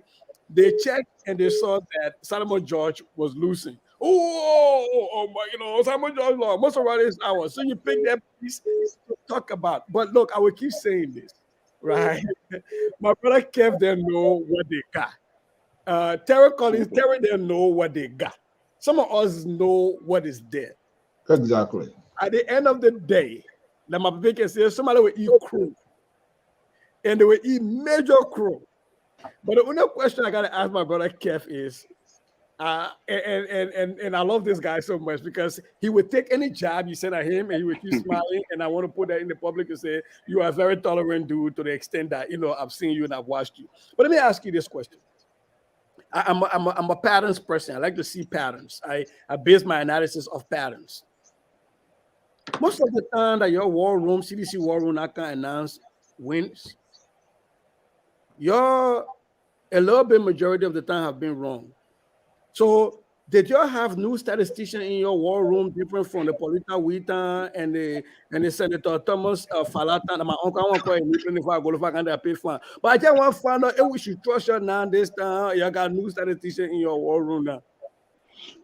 So, Kev, please take note. Hold on 1 second. Please take note of that. Let's go to the phone line here to one of our analysts here, and let's get host, sir. Koto Jala Balanya, are you there? Oh, I'm not sure I can make it. That trouble is start. Yeah, that your trouble is starting. Yeah. What's it say there? What is his problem? Maybe Mali will tell you, not me. Let Mali tell you. Let Mali. I don't want to be part of that trouble. Yeah, okay, good evening. I guess you are monitoring the conversation. Let's hear you. Yeah, thank you guys so much. And I've been following the story. I see you guys asking Kev all of these necessary questions. But you say from the pattern I've been following Kev is like one of those who just like the noise causer in a group. So that's why even with all of the data entry that going to, I am knowledgeable about data entry. And like Cece rightly said, as we enter in the data, the percentage automatically changing based on the input of the data you put in.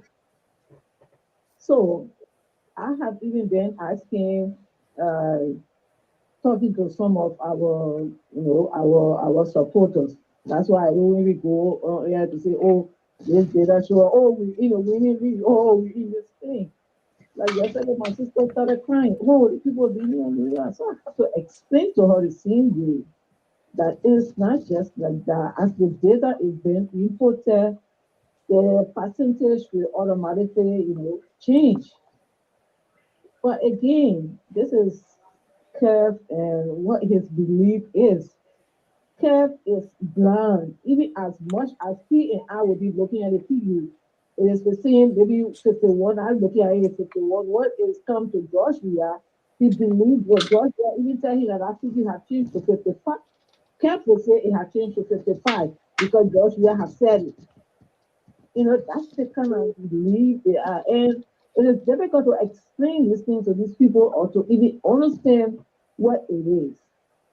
And you will see Clive there would look at, one title sheet that had for the eastern side that had, red and they will post it.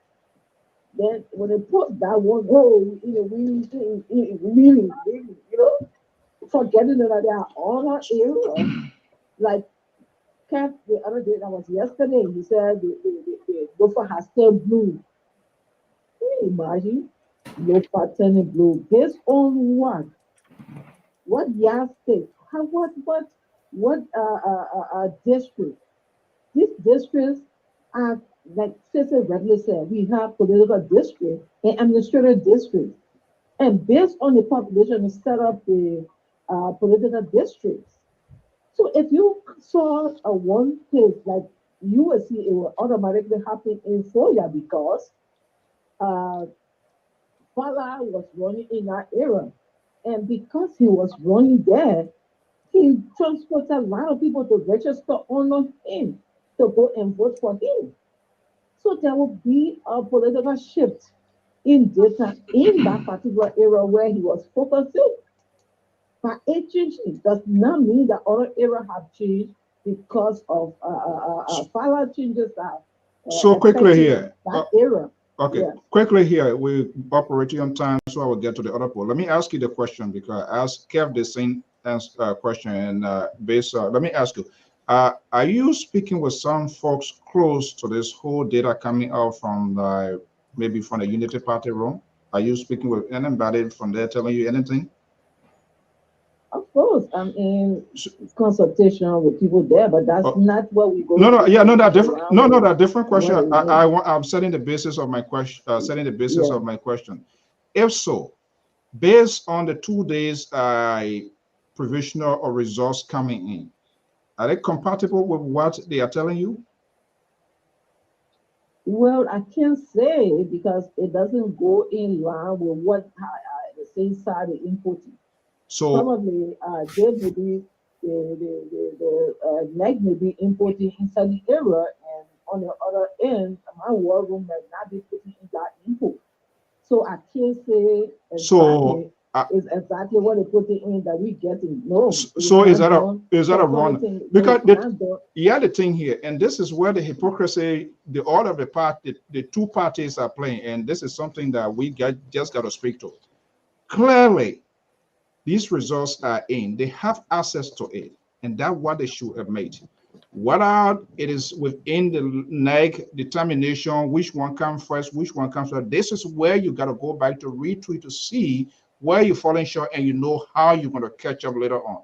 So I'm asking, regardless of the reportage systems, whether up and down, coming in the middle, it's similar to what net had, even though maybe you do what you have in sequence is not what net is going with. But is it something most likely like that? Is that what they are telling folks from your end? No, we're not telling people from our end that So it is what not putting in. Does that It is that at mean the end we will have to do comparative analysis to make our judgment. But you cannot just conclude say yes, next is saying that. are they But the reporting only thing that we saw that was little suspicious yesterday, and if you listen to one of the questions, one of those generally asks, if you are putting in the data, they should automatically sum up to 100%. No matter how many data you put in, the percentage should be 100%. But some of the questions that we were asking was that the percentage was not as compared to the data that was put in, which rises eyebrow. Because if you are putting a part of the data in and the percentage is automatically showing, it should be equal. You know, the left side should always be equal to the right side. In accounting, I don't know whether it's data analysis, what input garbage in is garbage out. If you put the figures in, it should automatically give the percentage, except it's then distorted. All right. And this is where the play comes in, and we have to be watching, because if I wanted to change data, it's just a matter of me playing with the formula. If I get to the formula and what kind of formula is that? That's what they call data. When you're importing the data, there are formulas within those various cells that you're importing the data in. It will tell you that A plus B sum up to this amount. But if I went in and say A plus B minus 1 or minus 2, the end of the data automatically going to change. It means that the cell may have been changed somehow. So data analysts play with figures and think that where it comes. So other than that, I think we need to have a whole show on numbers and math. I don't know if it's tonight, but Kev-san, I appreciate you. I would listen to your answer on the flip side. I'm still in trauma from my small number we got. My number small. I don't want you to go, man. Remember, I got to run. Let me listen to you. Okay, so let me go back. Okay, thank you so much, Otto. Let me go back. Marla Jones. I find it difficult as to how things can change. The only way things can change and what we see here, if it was like an electronic, and you see the numbers are coming in, let's say they are divided into columns. There are some community, there are some cities, there are some towns with a huge population. So if the huge population comes in and that place pivot in the direction of a specific party or so, obviously a trick or something, you're going to see things changing. But as to whether there's a specific or formula that you can just change around, I don't know that. I want you to speak to that because these people are trying to they're trying to get us confused here. Well, I don't know whether I'm authority on the percentage issue. Or one thing I know at the back of my mind, it can be manipulated. Election is a human activity, so it is volatile. People can dance around it in many ways. But when it comes to the percentage issue, I think maybe Sissy can better educate rest of us that.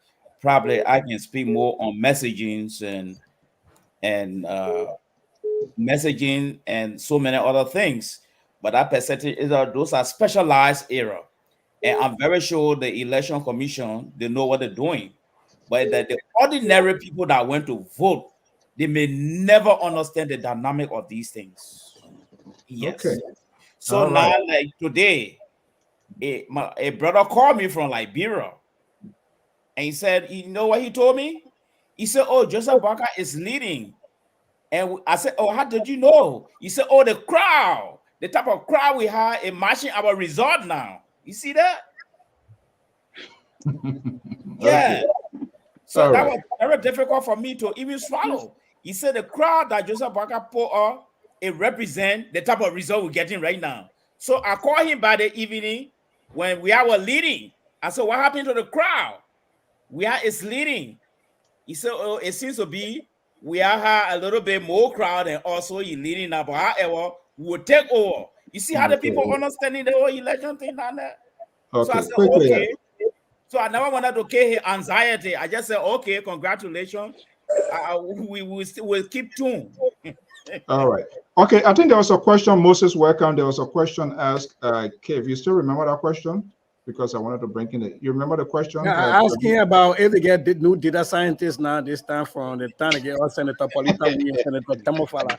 And I know what you want to answer. You want me to leave? You want to do a strategic message inside the before I leave. So let me tell it to me. You see, during that time, you heard radio station talking about numbers, but nothing came from actually officials of government. I was on Spoon at that time, and I still remember my answer. They asked me, who won the election? And I said, we have 2 senators in Monserrato, and Darius Dillon is one. That was my answer. I still remember. You guys can go back. Wait, which one? The Tamofala or the Polita Witan? Huh? The Tamofala town or the Polita Witan? Because I two town. This Thomas, the Thomas, the Thomas Fala time. But listen, guys. I listened to Sis Kotu. She said I said that Lofa was going blue. I did not say that. I did not. What I said at that time, I said what we have in Lofa. And you guys remember, I think Mr. Mali and yeah, I remember. I remember that. Terry, you remember? I said we're doing well. I never said. That's what you said. So what you see, our people can understand something because of their own biasness, and their imagination, and they change it. So they will come. Oh, Kefa Sam said this, but sometimes. I don't want to sound this way. Maybe I don't think you take it, but sometimes when our biasness can allow us to imagine things and hear voices. I'm sorry. So you're trying to say that woman is schizophrenic? Oh, what? No, I'm not saying that. But I'm not saying that, but it happened to us. It happens. Kev, so Kev, let me ask you, Kev, it happens to you at times? Your biasness sometimes intercede. Let me add on to that. The mayor was Donald Trump when they claimed election victory before election victory were announced. So is it doing the same thing right now with CDC? So I refuse at that time to let the voices take control of me. Okay, all right. Okay, thank you so much. Okay, Moses. Moses, welcome. Thank you. Yeah. So there's a straight basis stuff we're talking about. Do you agree with us, or do you agree with me? All of these people that are claiming victory, we win, I win, we get it already, we wrap it up already.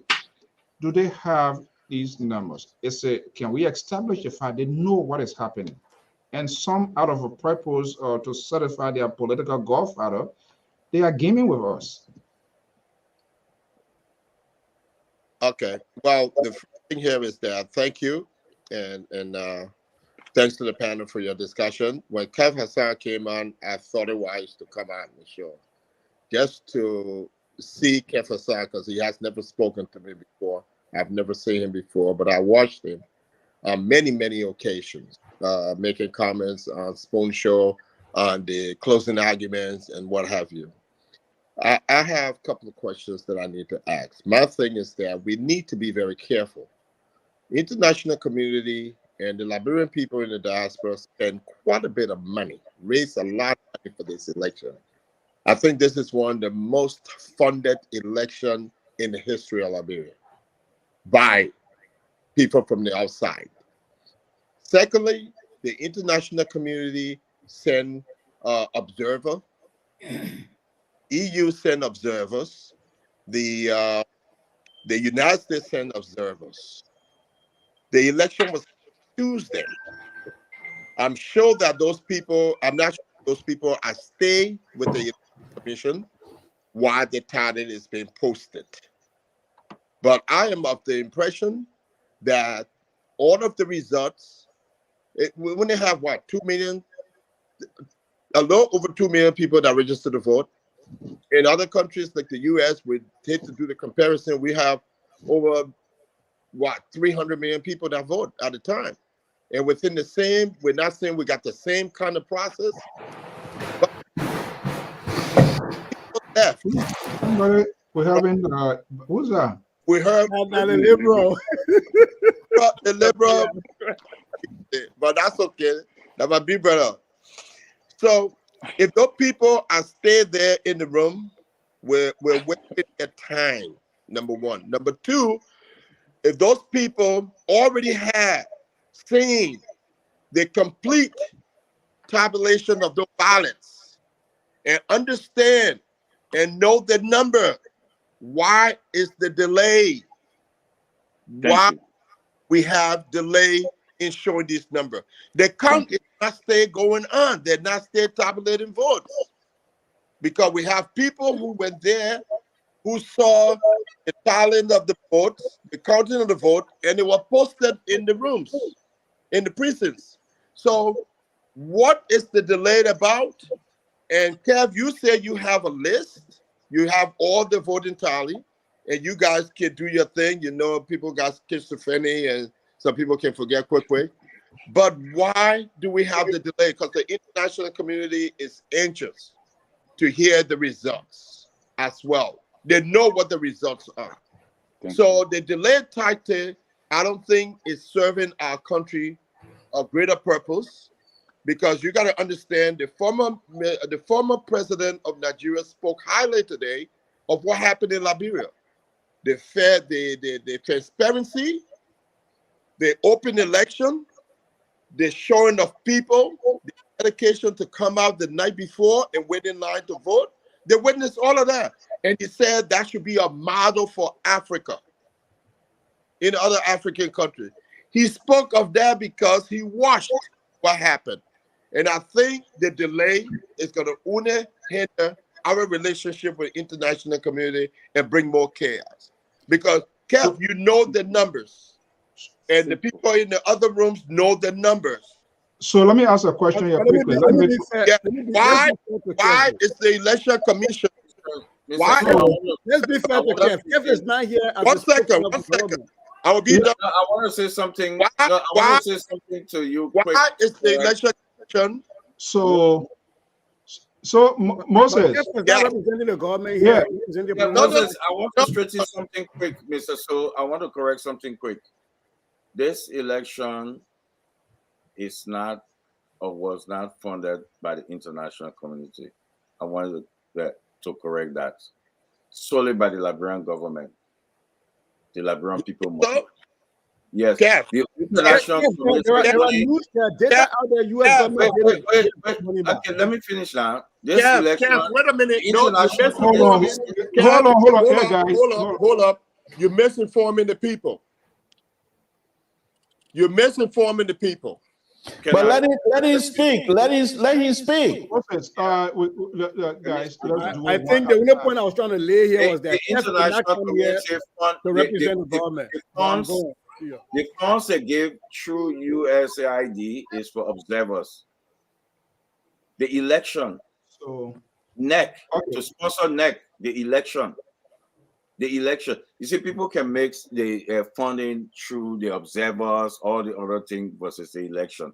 The election that took place, everything that NEC bought, everything, the election that the Liberian government.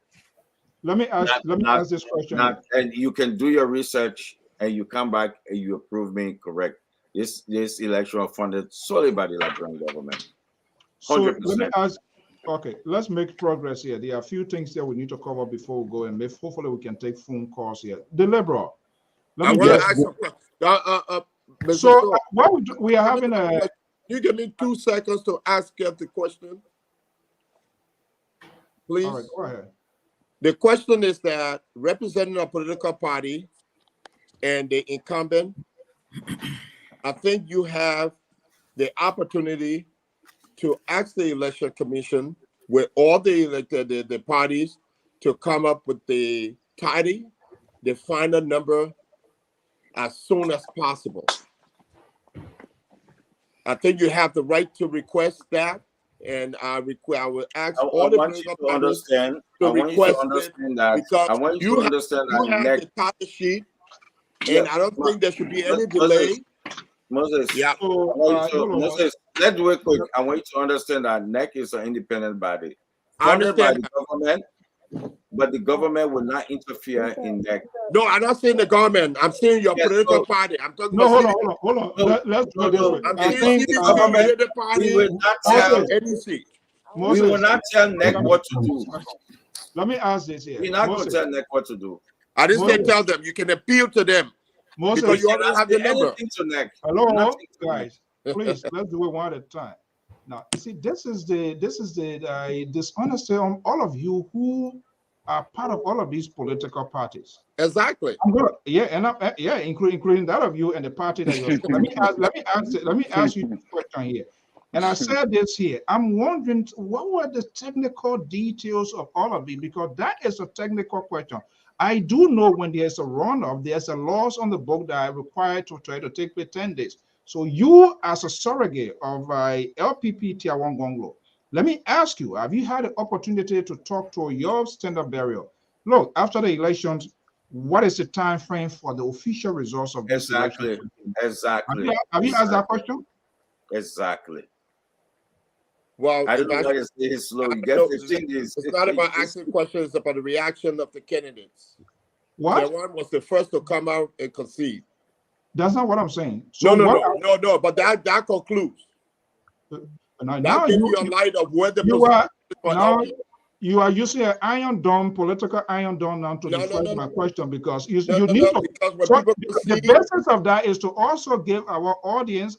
If I will only ask election commission, when and people concede, they're okay with the results. What? When an electoral candidate said that they conceded, that means they accepted the result. So then why are you whining? I'm not whining. If your party accept, you should accept.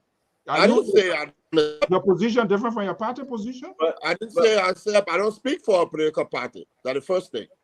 Okay. I want Moses to know that you got 15 days. 15 days. 15 days for what? 15. NEC has 15 days to announce the results. So they stay within that 15 days. So if you say NEC is slow, then as a part of the political party, you should know that.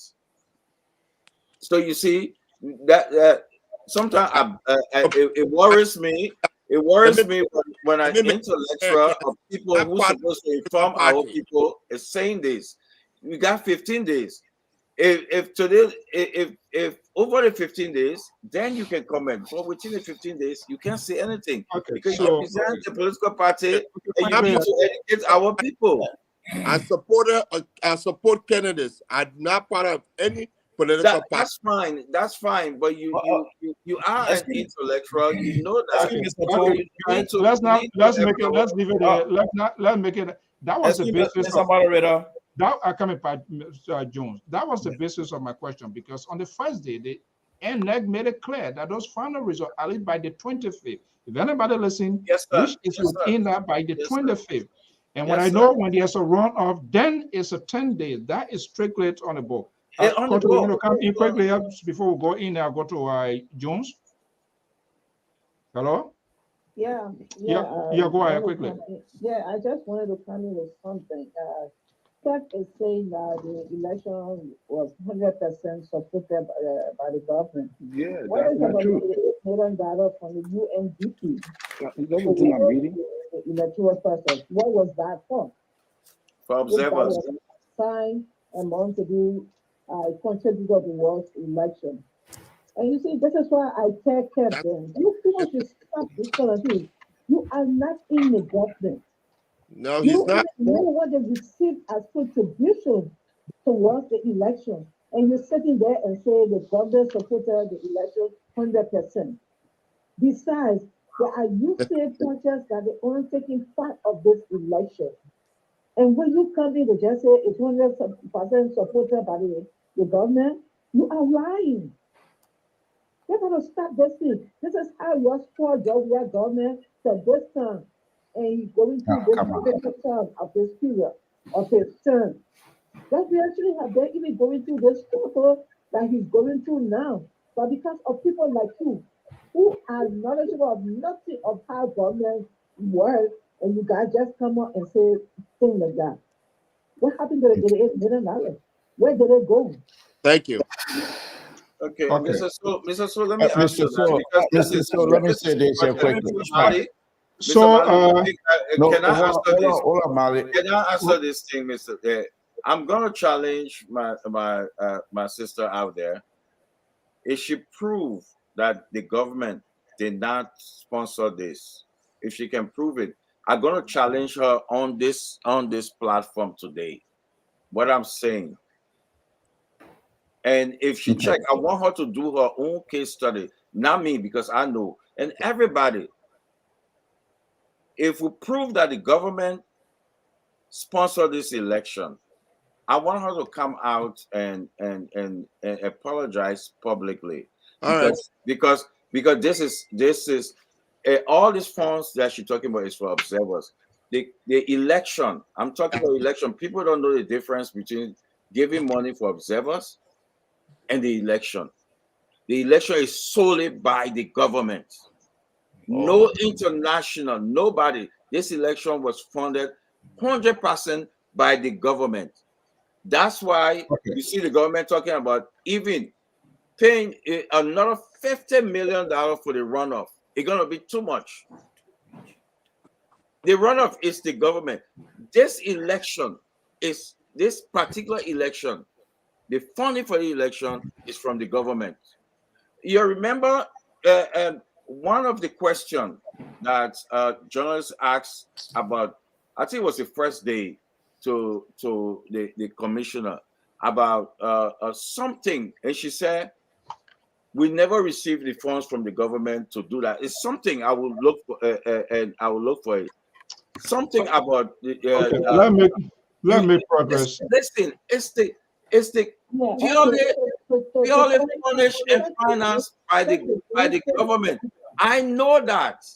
Okay, let me progress. I'm trying to get to substance here. Hold on 1 second. I think Mali June. Libra, was that you were coming on? Yeah. I haven't said anything. I think I only spoke one time, but anyway, that's okay. Mr. So, I can be the flower dressing for the show, no problem. But let me say, so can we make some let me just say this here. I mean, we're not the election part. We are talking about the technicality of this about election part. If the election didn't take place, then we will talk about who sponsor, who don't sponsor. We're looking at the key question here, and part of that is we must know the details, the time frame set for the final results to be announced. And we just want to look at the component. Liberal, go ahead quickly. Yeah, Kev, I want to thank you. Just on the light side, Kev, all of the writing, I hope CDC is not upset with you tonight, because all of the writing on this platform tonight, they're all green. The what? all of the writing on this, but no, on a very serious note, Kev, thank you very much. I'm also going to be taking leave of you guys there very shortly, but I thought there is a very spirit. That's one thing I like about you. You engage honestly, and you allow people to express themselves, and then you push back. That's how it is supposed to be. But I thought one of the things I want to point out here, the only issue or something that perhaps a little bit concrete that perhaps we can go into in terms of analysis and stuff like that will be Buffalo. Buffalo right now has 71-point-something% already. And so those kinds of analysis, I think that will be a little bit helpful to bring in clear understanding to our people. But I think the show itself for me tonight, Kev, you came in and you spike it, which is very good for all of us, and I appreciate it. I hope you don't be a stranger. I hope you come back again. And Mr. Soul, Malice, and Terry, I say thank you guys very much. I'll take leave of you guys. Thank you, and I'll say good night to all of you. Okay, the level. Thank you Yeah, so yeah. much. Yeah, okay, Terry, let me just bring you. I just wanted to look at a few things before we wrap up here. Terry, come in. Yeah, so I'm reading something here. I don't know if that would be important for the discussion, that which involve, Samuel Twer signing a deal concerning the elections, all right? And all of that, which, is here clearly. EU Ambassador to Liberia, Lauren De Lajos, explained that the US 16.5 million is not only about the 2023 elections, but about long-term support to National Elections Commission. So there are so many things here. It's all here. You go on the internet, you can find it. That, monies from internet. We are not saying the government is not supporting or is not helping to sponsor the election, but the government does not have that budget to be able to sponsor Liberia elections and take care of all its responsibility. So obviously, international community buttress the Liberia government in in order to empower her to help to empower the electoral process. So the international community, they contributed to the electoral process. It may not be in full, but they did contribute. But so that is what it is. But to conclude here, or to say, there are so many things that people talk about, like what that guy said, Kev. I want to agree with him in regards to the delay. The delay in the announcement of the result have the potential to create violence. And I don't know how some of us may take it on the panel, but that is what I believe. If you can come out if you say that you have all your data, all your information, you got at least about 90%, or 80% or 75% of all your tally sheets and information. That means NEC also have us too. And that body is responsible to announce these things proportionally. So if you keep coming and giving us maybe 10% of the total, then you expect the people to create to begin to start to create chaos, because everybody waiting for this news. Like what the guy said, people were waiting in line. People waited for pregnant women, like something the EU was saying. The guy said that what they noticed about the process, there were people who were experiencing disabilities, and they were not taken out of the line and put in a position wherein they will be able to easily vote. Otherwise, they were standing in the queue, all right, with standing in the queue and waiting for all that time, and these people voted. So these people are waiting for the result. The aspect of the election commission delaying the result, to me, I don't think it's healthy. I don't think it's healthy. So that is what it is. That's just what I want to say, my own contribution. So yeah, okay, Malik, where is Jones? Okay, Jones is there. All right, I think he's off the stream. So that's for me. Let me pick up the Atlanta call. I don't like to manage crisis. This is why I try to get ahead. Let's go to this 404 number here quickly. 404. Good evening. Yes, hello? Yeah. Aaron, go ahead quickly. Yeah, real quick. So I just wanted to say something. When, the guy that just left the show, I think it was the same guy when I was on the show a couple of weeks ago before the election, and I mentioned about the government funding the entire election by themselves, and we were talking about some intellectualism and stuff like that. I'm not going to go there, but I'm glad to clarify it. I just want to say something about elections.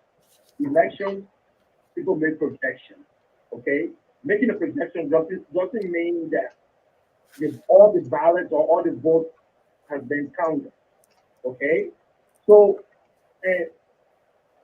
this guy who called himself intellectual to compare the voting system in Liberia with the voting system in the United States, which is electronic. By the time they put it in, the computer in the war room capture it. I mean, I'm shocked. I mean, what our intellectualism coming from? I'm really, really shocked. This is a place where the ballots will be counted. You know that. So everybody on the platform knows that. And you were making that kind of comment, and nobody checked it. So say, oh no, it's not like that. It's not like the way it is in the United States. We are not doing electronic voting in Nigeria yet. No, we are not doing it yet. We never had the money for it. That's why it wasn't done. So to say the election commission of wasting time now, I mean, I'm surprised. The people counting this thing one by one. So we got to give the process a chance. Lastly, let me conclude real quick. Sarah made a comment on the show that people were going, model by model, that went to the tabulating center at the SKD complex. He saw a video and stuff like that. That wasn't no video. You listened to an audio from Spoon Network. And that's the same network that keeps carrying. Why you keep imposing? You watch Spoon more than me. Why you always come on the network and impose Spoon on me? I take for exam. Why do you do that? You know what I did in my exam? I got my rough sheet in mathematics or whatever subject I took. I'm not even worried when the teacher do the correction paper. I know where I stand. You probably know where to stand. Let them keep quiet. Okay. Over 500,000. You watch everything Spoon does, and you come on a different network and bring them up. So every polling station. Okay. You know how many papers is that? All right, Aaron. Why people embarrass yourself like that? Thank you so much. Let me go. Okay, thank you so much. Let me go back to the panel. I don't, these sort of managing crisis thing, I'm not part of it. And that I said that before. The other day when they were talking about the delay of putting the FFRO, these political parties, this is not a play thing. You go into an election. There must be a technical work out. Those things hands down, they must be discussed. You must have a time frame of everything. But they went into, it's literally like going into a gentleman agreement. And then one day somebody got to say, oh, I got to know because they didn't put it there. The law said 30 days in advance and nobody did anything. Let me bring in Mally Jones here. Mally Jones, it seems to be disconnected. I'm not sure how many people are aware. Over 2 million plus 250,000 registered people. You're going to have, more than less than 400,000 that are not even going to vote. I'm not sure how many people are aware. If you look at NEMA, for example, the invalid vote, 17.09, that shows that people were not even educated. There was no awareness. People did not register. And I'm even talking about that 2 million. It also becomes a question as to whether even that 2 million exact number were going to vote. So this whole thing here, at the end of the day, if you have 1 million plus or 1,200,000 people, definitely you are the winner of this whole thing here. But we're going to wait and see. We have things, we have information. Out of that, we're not going to jump ahead of the game. Where is this disconnect coming from?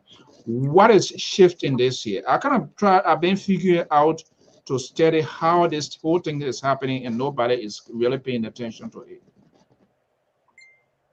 Well, before I address that issue, I just want to go back to the controversy about the election funding.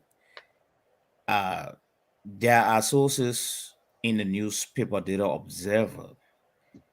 53 million was approved by the legislature for this election, as Kev said, and it's true.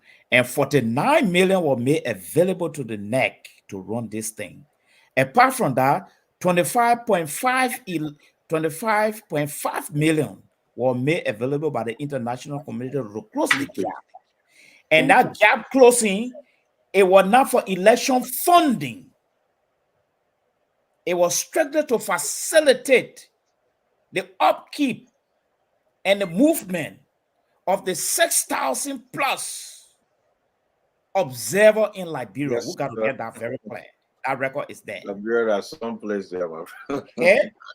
Apart from that, the 16 million Terry talk about, these were projections for long-term projection to also, because there are some observers are still going to remain in the system for a while.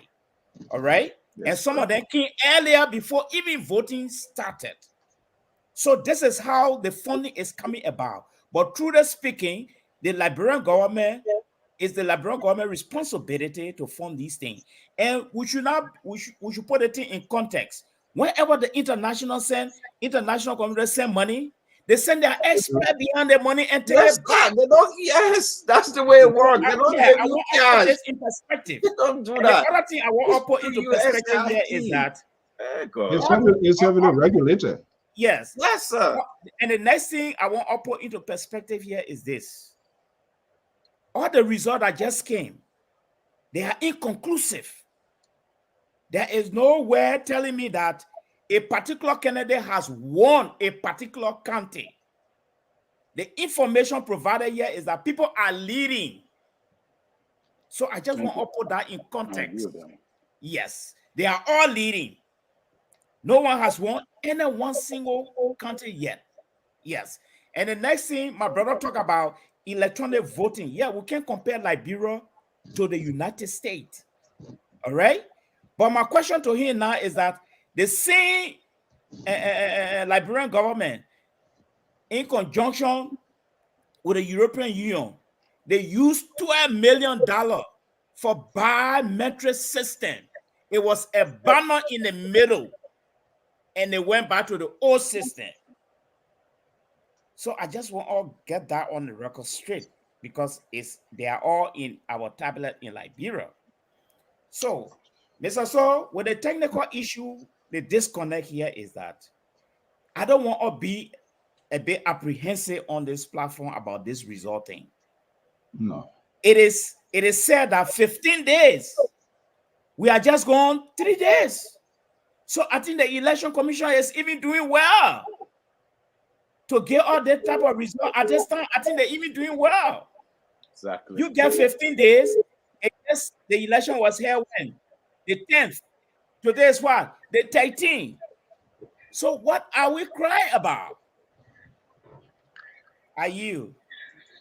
Okay. Mr. So, let me come in. You see the reason people might think that I'm saying it because I came on this platform, but I mean that to my heart, and some of us will push for it for platform like your platform that people will not use bias. Hold on 1 second. You gotta get your background quiet, then you come back. Go ahead. People will not use their biasness to mislead. Okay. Please keep the background quiet. Mute until I come to you. Go having a feedback. Go ahead, Kev. Now you. People will not use the biasness to mislead the people. I know. My brother here, Terry. I can tell when I hear him speak. I can tell he listens a lot to my former network, because that's what they're saying. But sometimes, do your own due diligence. Go and look and read. Mr. Mali is reading on it. Don't just say. You will see the breakdown. You will see the money coming in is for observers. You will see it there. So don't listen, because I know what I fought behind the scene with this misinformation for that network. For example, they talk about Molu and McGill were at SKD. I talked to McGill. When they were speaking and McGill were there, Mr. So I on the phone with McGill. And what was it? Those things, he was home. Man, he was home. As I speak to you, McGill is battling a short cold. We're talking about it. He's home. So I said to him, I said, Chief, that you the one to talking about say you SKD. Are you at SKD? He said, I'm not home, we're talking. You hearing my family at the background. I spoke with him. Terry, please. Terry, let me finish. You can come in. I'll give you a chance. You understand? And those things, Mr. So, it hurts so much to see people that I know, that I work with, and I know what they do, pulling the Liberian people. You can see under the comments, swaying people. And how do I know that the people, for example, me, I receive death threats, insults on my children, swearing my children because they believe that I get in 25,300 and some change, some check they wrote. I'm getting it every month. So, people Yeah. swear me for that. So hold on right there. And I know that one of the things I don't like to be judgmental. No. And I know you as a deputy spokesperson, is that for the CDC deputy spokesperson, right? And I've always said the party should be able to sustain itself. Part of sustaining itself, it should be able to pay people. The people, election party thing is a costly thing, except that we take it differently. If you are speaking, you are vulnerable to a lot of things. I've heard that. I've never had the opportunity to ask you. So let me ask you this question since you let the cat out of the bag. It's a CDC paying you. CDC, the party is different from that of the government. People will find it difficult to understand. Party itself is different from the government. There's a party, even it can be a ruling party, that's okay. But the party has its own functionary responsibility to make sure that the party survives. So let me ask you, are you being compensated by the party or the government? Which one? The answer is no. But let me say this. I said this, I spoon, and I keep saying it. I'm not doing this because I want job. Nobody will see me in Liberia for job. It's out of the conviction of my heart. I was not doing this for the government to appoint me, the party to appoint me as deputy spokesman in diaspora. Or be known to me, they say, oh, okay, I accept it. Why you were picked? No, I'm not. They're not. Why I was picked or paid?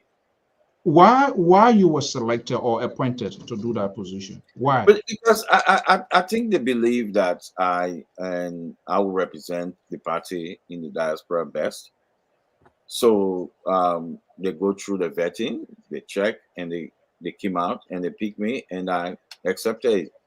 Were there any candidates? I don't want to turn this into the conversation, but I'm just curious so that people will get a takeaway since it came into the conversation. Were there other people that were vetted in the process in the interim? A lot. There's a lot of sedition in diaspora. Okay. A lot. All right. But what I'm saying is, I want to make it clear. People in my inbox, Mr. So, when my son was sick, they prayed for my son to not leave because they think I'm getting $25,000 and something a month. They printed a check. But because of the mentality of our people, they believe that. And sometimes when I hear my brother reciting from my former network, I feel sorry for people because I know what happened in the back. I feel sorry. I'm on the phone with McGill. Why? Stanton was saying McGill were at SKD. Nobody were at SKD. When I dropped the phone, I called Zoka Wilson. Anybody at SKD? Anything going on at SKD? He asked me, what are you talking about? I said, hey, Tunto Spoon. He said, things going on. He listened. He said, nothing. SKD is quiet. It's quiet. Anybody who live around SKD, if your family member live around there, call them. Let me go to, okay, hold on one second. Let me go to this caller here. 838, yeah, Terry. Okay, 832-1441. Go ahead. Say something to that because he made yeah, let me, after the caller there, I'll come to you, Terry, please. Just 1 second. Yeah, 832-1441. Are you there? Yeah, so how you doing? Good. It's just one issue I want to raise, and I'll get off the line. Cecil was Cecil was over there where Costco made a statistic, a remark of a full changing number. There is no way in Excel you can put a formula to subtract number when you adding numbers together. And Cecil was supposed to correct her. I know, but because he's friendly with her, he just let us slide. You're quick to play in people. Everybody quick to play in people mind.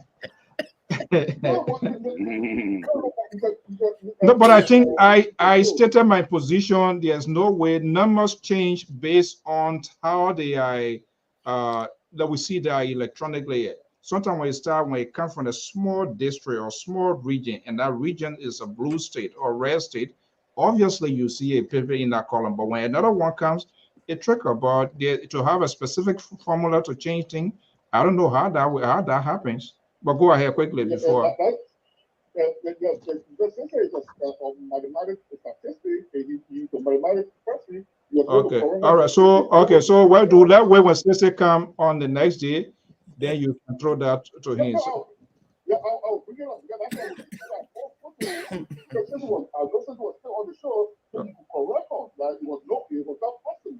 Okay. Thank you so much. Use Excel. It will know how to something like 20 years. You can more subtract or number from number. Thank you so much. Thank you. Okay, yeah, Tarek coming. Okay, let's see here what my man Hina saying here. Something you ready? Yeah. So obviously, no, I'm not writing anything. Not you. Oh, okay. But what Kev is trying to say to me, he and Aaron always come on the network and accuse me of getting my information from Spoon. Now Kev has picked it up, and they're going to carry the narrative. They see where how people told him that he get 25,000. That they see where they're going to carry the narrative about Terry. That Terry can get all his information from Spoon. That's not true. If I do, then why am I on LPR radio? Number one. Number two, I listen to every media institution. This video is permeating. They were not given to this video was not. I didn't see it on Spoon. It's on social media. That's why we're trying to show it to you, because it's on social media. You're going to come across it, Mr. So, when you get off the line, and maybe I'm going to send it to the one that people were in the gate. You mean the one from Nima, or which one? No. Okay, I watched that other one too from Nima. I didn't even make mention of that one. I watched that one from Nima. Then I also watched the one from SKD. This lady is videotaping. She in the dark, and I did not say that whether what she said was true or not. I said this lady was videotaping. She claimed that Molu then were at the gate and they were trying to enter into SKD compound to distort other things. She had a camera, and we were not really seeing anything. I was seeing a pickup, but it was not very clear because the place was dark. But she was screaming and she was shouting. That was what Spoon highlighted. But Terry, it did not come SKD is from light. Spoon. There's a light at SKD. Light. Okay. Come in now. Give me a chance to speak. Give me a chance to speak. So now, when you guys say and accuse me on the network, then it means you guys are the one following Spoon more than me. Because if you claim that it was on Spoon, then you were there. That's how you got to know. So then stop doing that, because the Aaron to come here and attack me. So if you attacking me that I watch this, how you got to know? How you got to know that that particular information? Terry, it's not about you watching Spoon. You can watch Spoon. It's about what you taking from Spoon. I take information from every media. When your Freedom FM were announcing the result, you know where I was? I was watching Freedom FM. I watched Augustine William religiously. This is social media. We looking for information about our country. I watch the listen. I come in now. I watch the closing argument regularly. I watch you regularly. I watch your argument. I can discuss most of your programs. So if I'm watching you and watch Spoon, then it means that it's not a problem.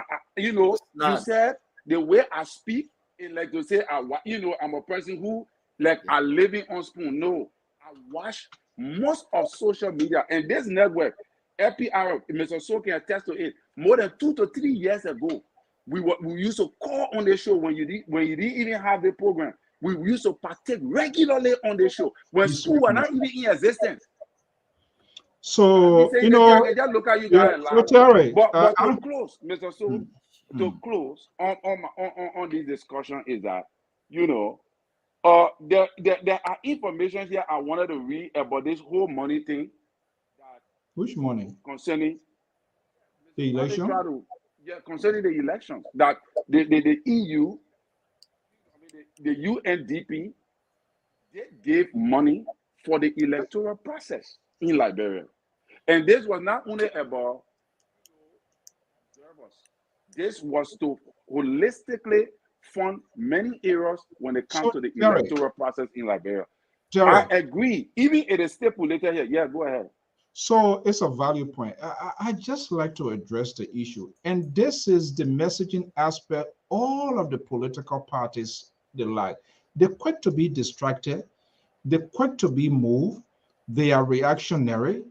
They You know, there are different types of. I'm not easily move until I talk to somebody, and that's why I don't like to be judgmental. You know, when I see people making this video, audio going around, then it makes me to think about the variety, the different types of propaganda.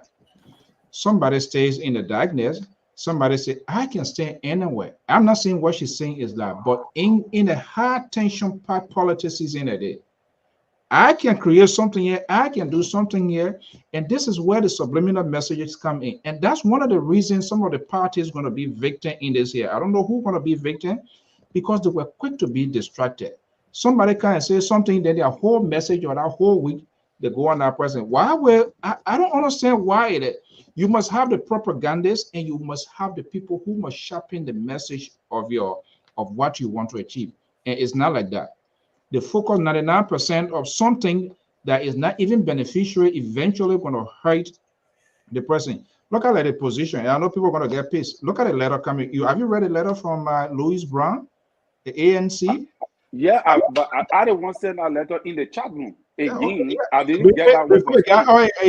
I got it. Something they sent it before it came out. Why in the world?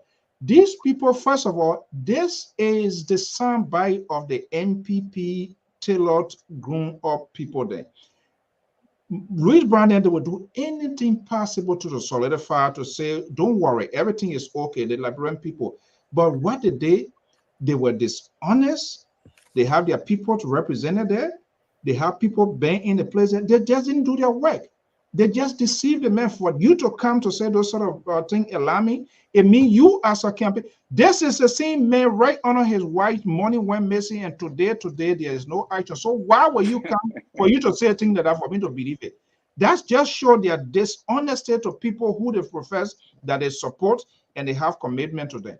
This thing comes with commitment and sincerity. That kind of letter. Mr. So you can't challenge. You see, Mr. So you can't challenge the man on a position. The man is giving his own position on his. The man is a big statement in the CPP. So you can't say Jaha Kev can come and talk about the CDC, and people tend to believe. No, it can't swear me away. I'm just only saying that it can. Yeah, I look at it, I don't see the substance in it. That's why you The didn't judge tell you, say, okay, they even though you have age, you still get you next 2029, you were wrong. Don't worry, they got to keep that their political loyalty in place here. But guys, we got to go. So let's quickly do it. I've been to wondering why these numbers are changing and changing. And Mali started something here. Mali raised on the line, and we started this thing here. I don't know how it's going to end. We're saying the number. I'm not going to be judgmental because we want to maintain the rule of information sharing here. But I'm interested and concerned of the numbers that are coming from the Southeast. And Mali raised a point here that even though what his name, the VP, the running mate to Ambassador Boyka went in Southeast, but his person not being felt in that Southeast, I think is a problem. And these initial numbers that we are coming with, that we are seeing coming from the Southeast there, that is troubling. And I think Mali started this whole thing here that he needed to go there. And we all argue about it. But I think CDC also did some sort of other clever spot which most of the other party didn't grab. You see, sending Bakuba Jr., Bill Traore to Riverses, Nathaniel McGee going to Mount Gibby, and you have this guy in Bond County, all of that. I think they knew very well. There was at some level they knew very well they were going to be in trouble. But you know, Liberia is not like an electoral college; it's a popular vote. So the more numbers you get to those places, it undercut that person. And I think the opposition side did not invest in as much. There's a less number coming from the Southeast, but it means a lot. Yeah, we are talking about like almost 82%, over 400,000. I don't know whether you are aware, over 400,000 people did not participate. So you are talking about 2 million plus. So anybody who want to get that number of 1 million or 1,200,000, absolutely you win the election. That's what potentially going to happen. But we are still watching to see how these numbers going to trickle in and what going to be the value in terms of the percentage why how many they're going to win with, because the more you win, is that when you fall on the side, it's being replenished on the other side. So, Mala Jones, Yeah. quickly here, your apprehension, your fear, your doubt about the southeastern side that Ambassador Boyka did not go, is it what we are feeling now? Yes, I think I'm basing my analysis on the 2017 election. This mistake happened 2017, and it seems to be is being repeated again, and Unity Party did nothing about it. But this is what I really want to say. You see, what we have seen tonight, the preliminary from almost all the country except from Cape Mount. Cape Mount is missing in this list. But the trajectory I see CDC on from the southeast, if they maintain it and sustain it, it's going to be a problem for Joseph Boakai. Yes. Because Joseph Boakai, if at least he manages to snag one of the country out of the southeast, that would be a good news. But the trajectory I see CDC moving with right now in the southeast with the type of glaring numbers, if they maintain it, it's going to be trouble for the Unity Party. And I see that the Unity Party is picking Ocelot. One of the things that even disappointed me with the list, I noticed CDC even went to the backyard of ANC and the rescue mother and took a whole lot of stuff from Basa. I can't just get over that. I just can't get that. You see? So, but if they remain with that kind of trajectory, I don't see the United Party overtaking CDC. I don't really see it right now. If the CDC remain on the trajectory, because the remaining numbers now, or the remaining percentage that to come in to close each county, if CDC get their grip on it, the United Party will be heading for a second round or possibly one round.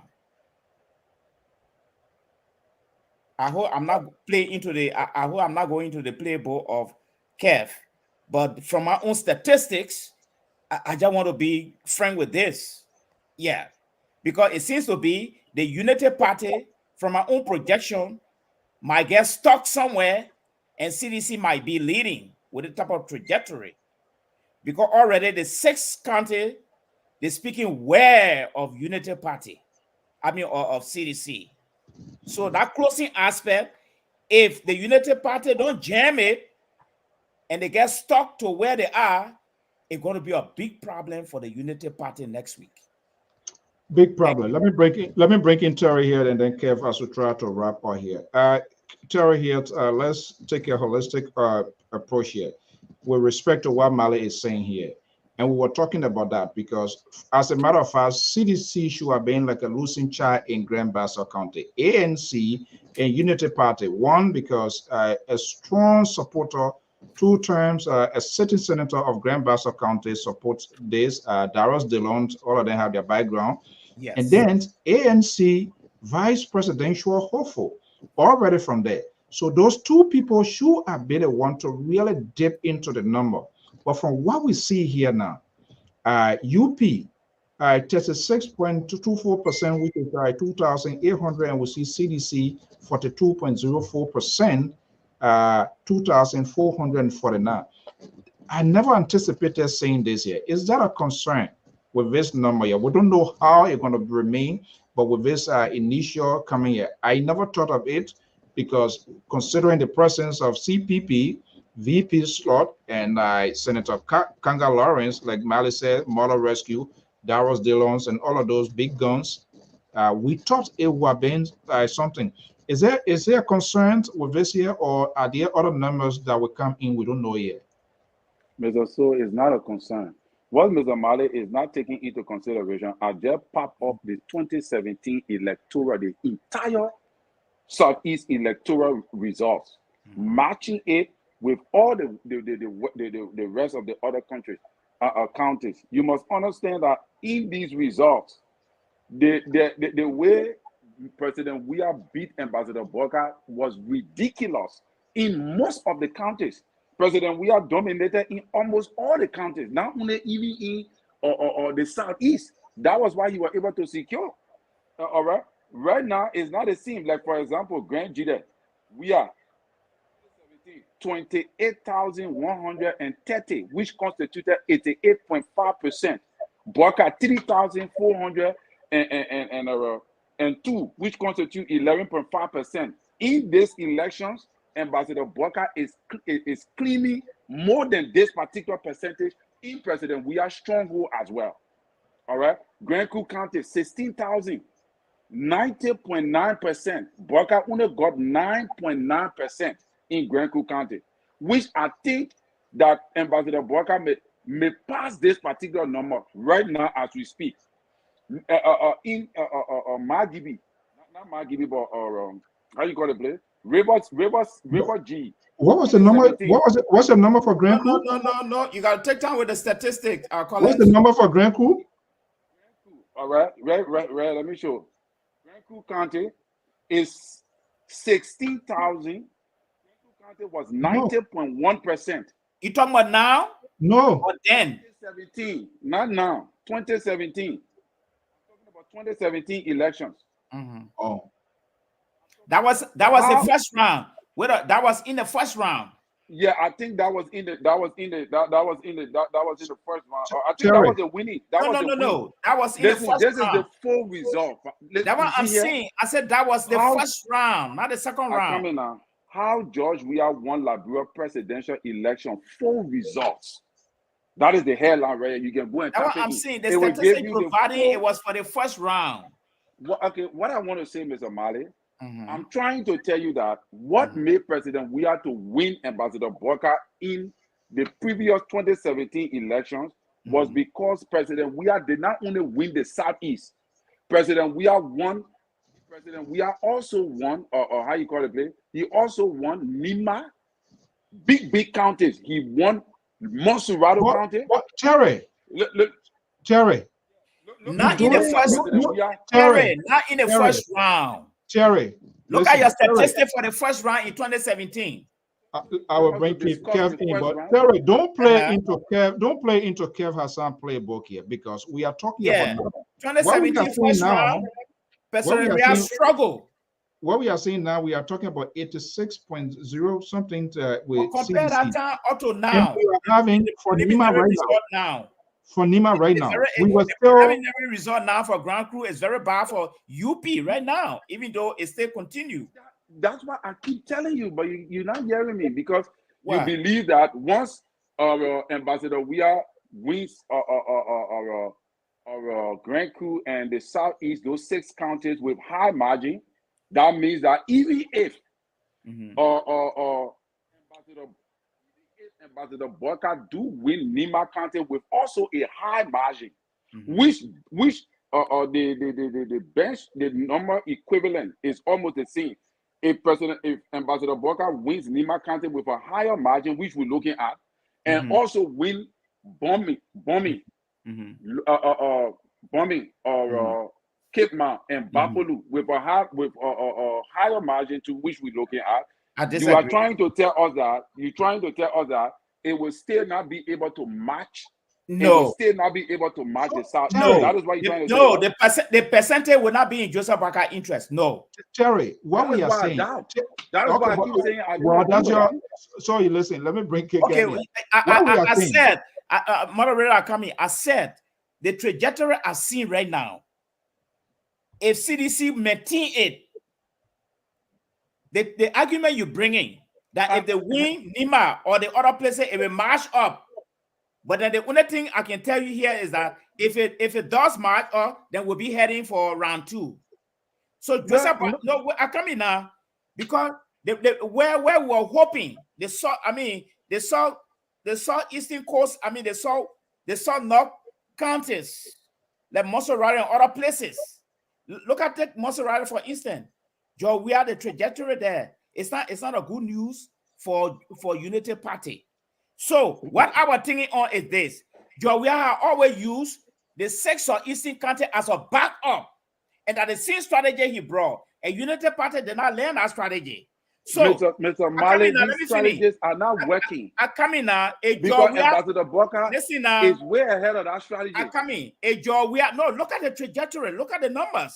A job we are continue to play in Monserrado County, in Bombay, in Cape Mount, in Maikibi, in Bassa, and getting bit and pieces from there. Trust me, they saw it going to boost him up, and United Party will be going for second round. So quickly here, what we're saying here, no, but what we're saying here, we are just taking the critical analysis of this thing here. No, I can making my own assessment. Not on the party thing. Maybe you say I'm a CDC man. No. I mean, I believe you are who you are when you say who you are. If you choose not to say who you are, I cannot impose it on you. You appear to be neutral, and you stand with that. I am more or less. Moderator, let me ask Colin one question.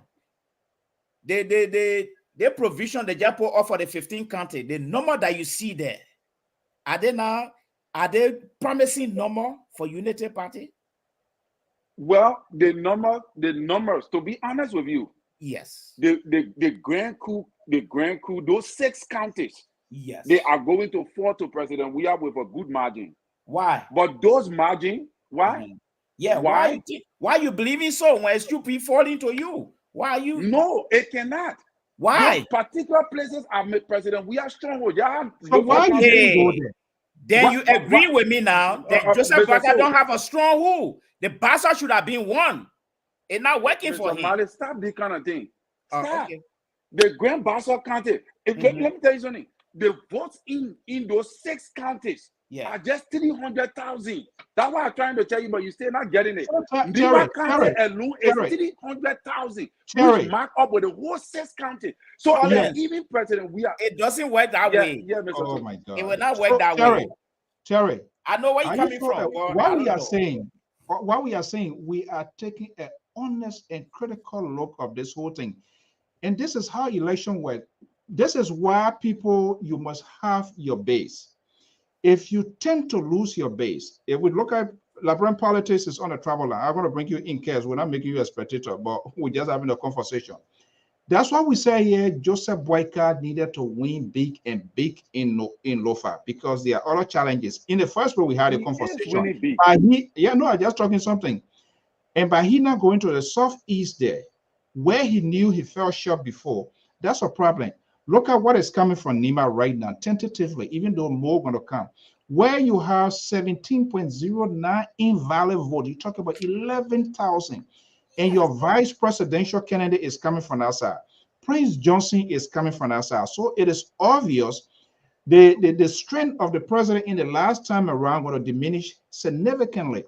But if he managed to still maintain good numbers from there, we are saying it could potentially make up to the other places with the Grand Bassa, where we believe Baka will have hit hard because you have a sitting senator there supporting.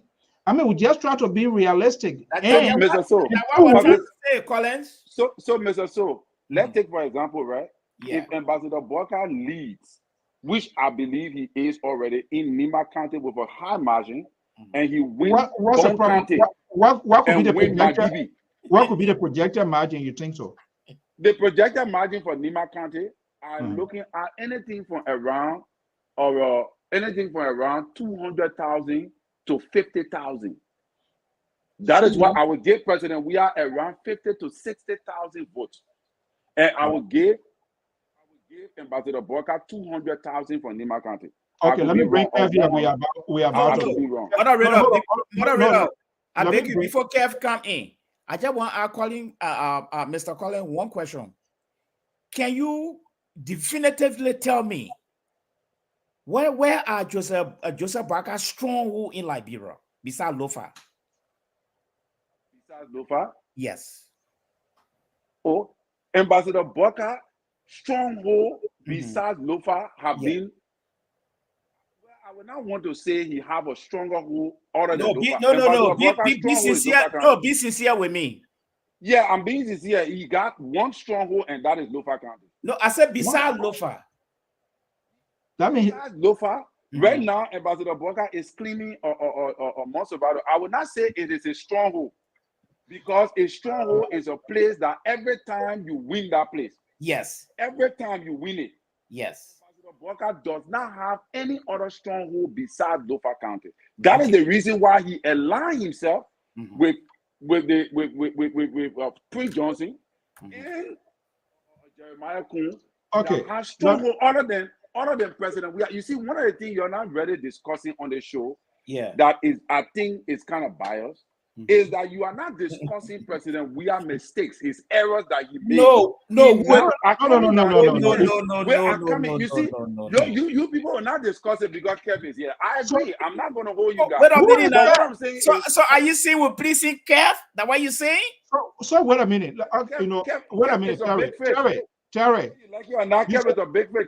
Kev holds a huge position in the CDC. So are you saying we're pleasing him?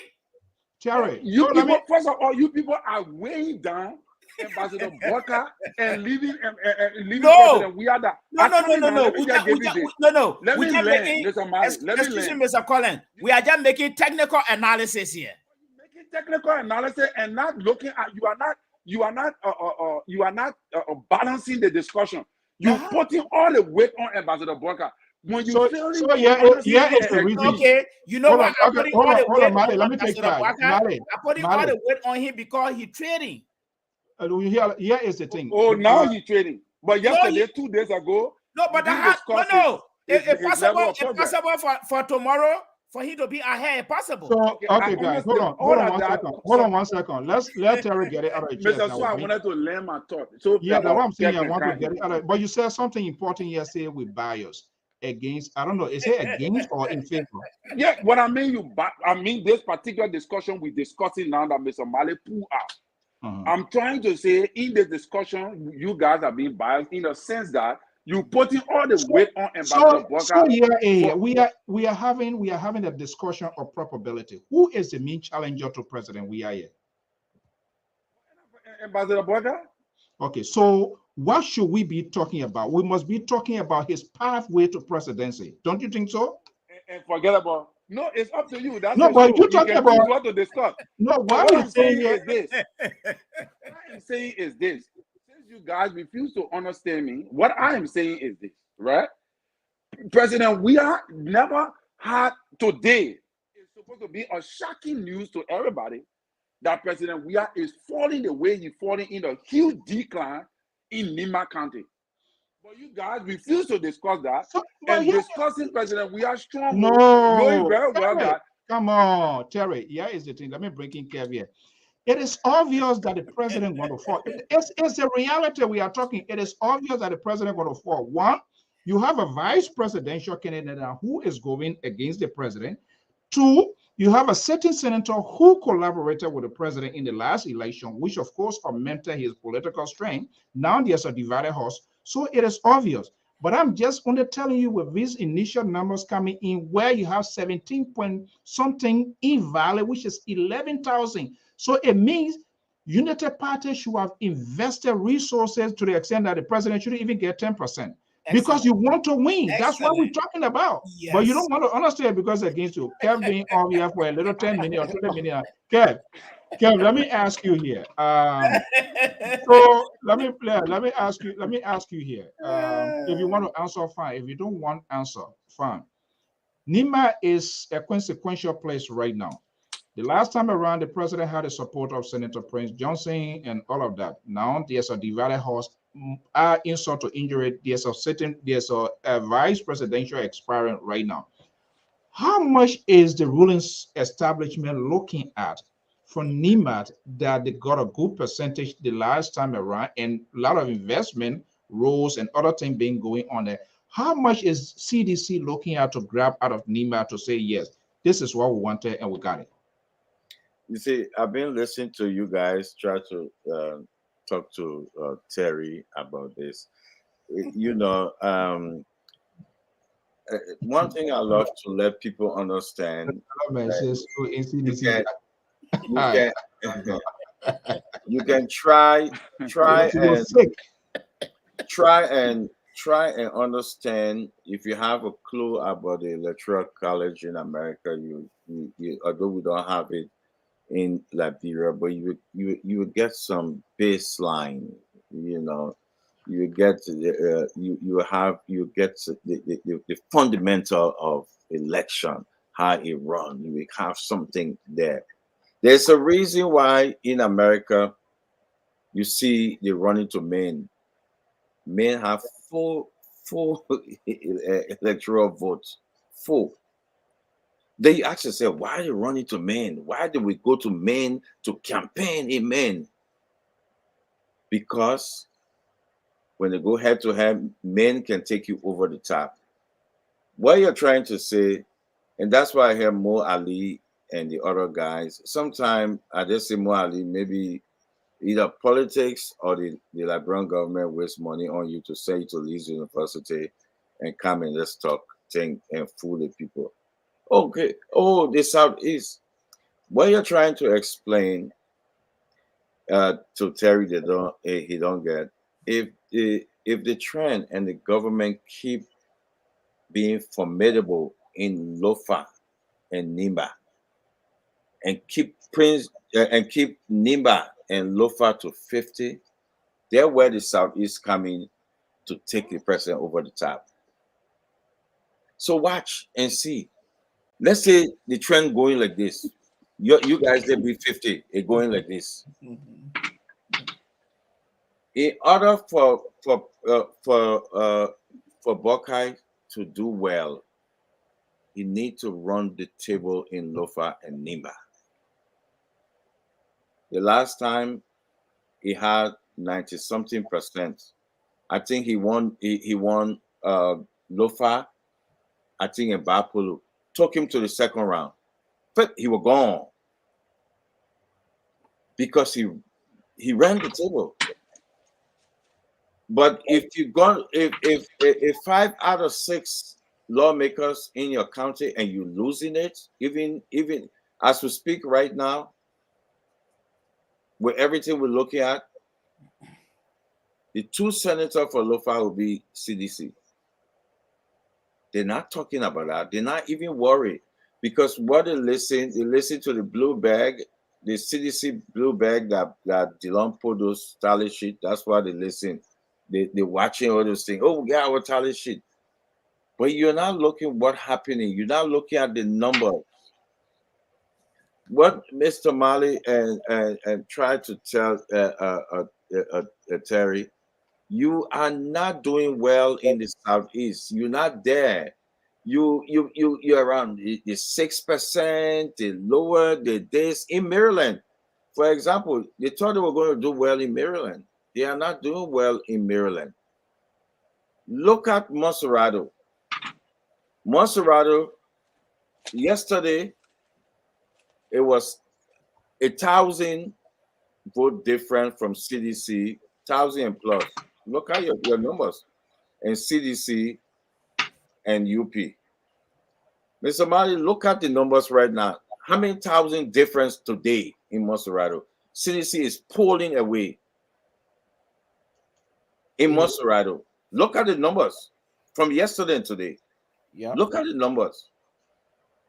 So that's why you see, even though they're announcing from Nimba, they're calling from Nimba and this, but you see CDC going up. So if this thing continue like this, CDC will continue to go up.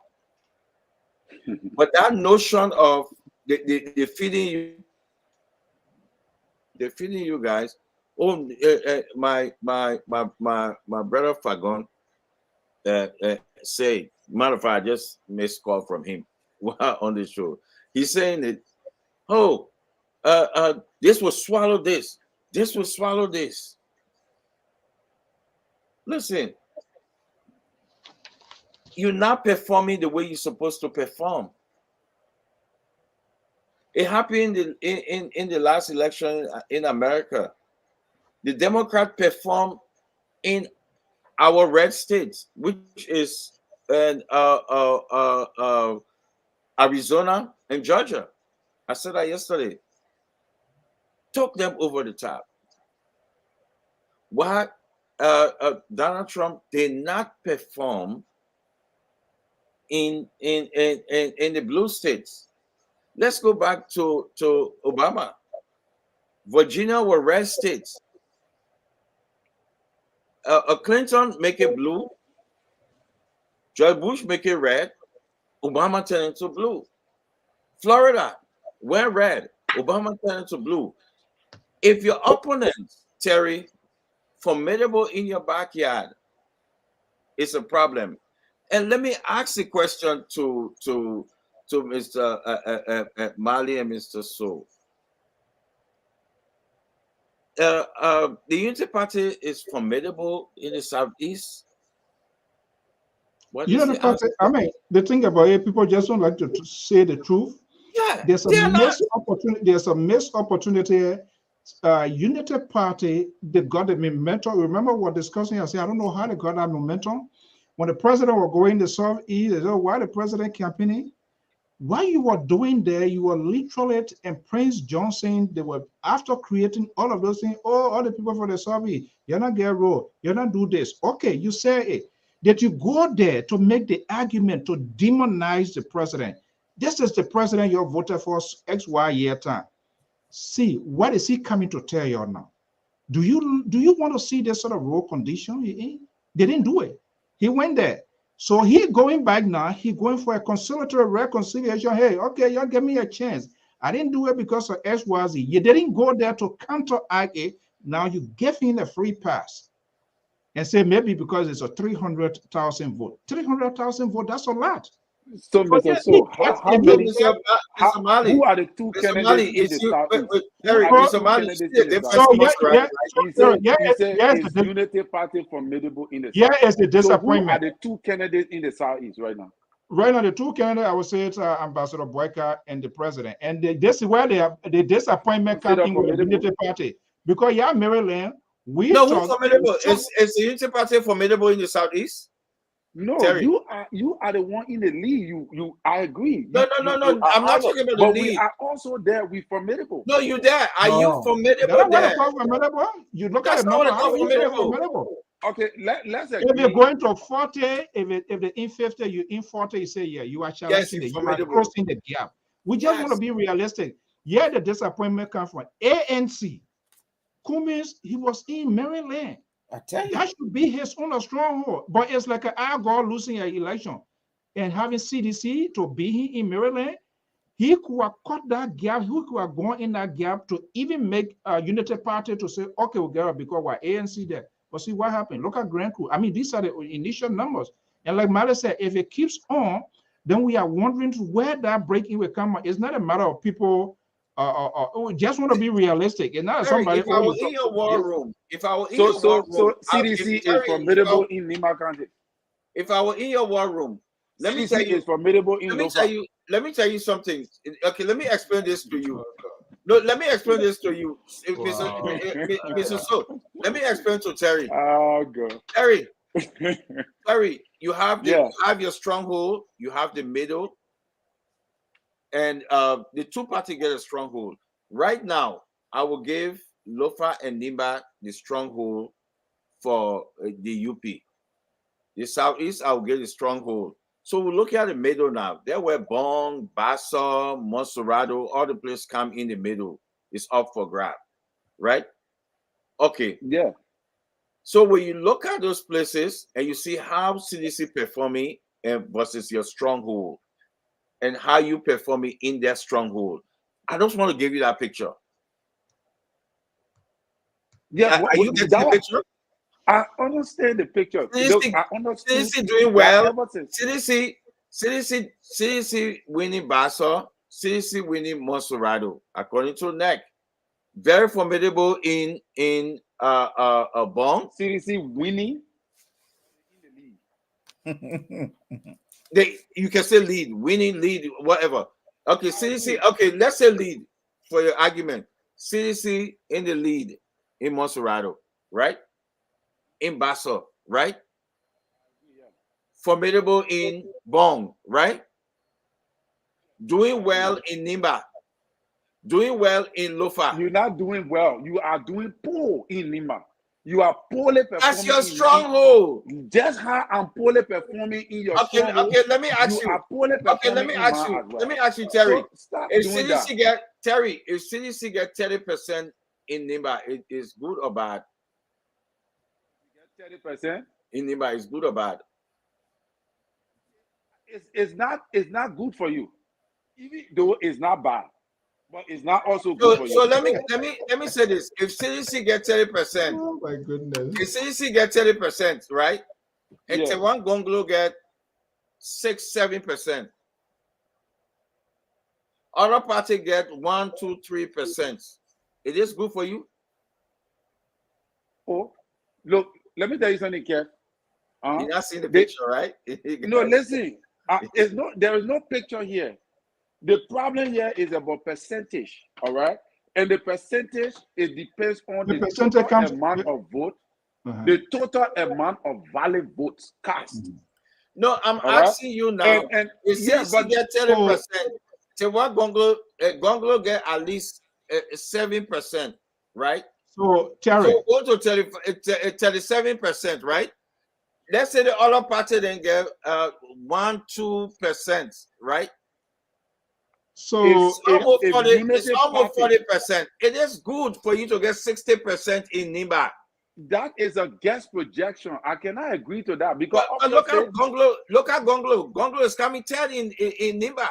Gonglo is coming third in NIMBA. I agree. Gonglo is coming third, but with a very minute, amount. No, he coming third in NIMBA. It's not worrying you. I am sure of Unity Party claiming NIMBA County by 70%. You and Gonglo will share the 30. You and Gonglo, you will share the 30%. And if Unity Party can come up with a 70% lead, what we say right now, Gonglo not sharing the 30. It's a good. No, but what neck is saying now? Us and Gonglo not sharing the 30. What neck is saying right now? Jerry, you don't want what we are saying. You want to win. You don't want 30%. And it's logical. It's practical. What we are saying. You have a person who is a vice presidential candidate in our county. You once upon a time had a senator who is popular, who put the president, helped to put the president on top. Now he left the president. So what we are saying, in reality, his people all should follow. So you don't even want CDC to get 20%.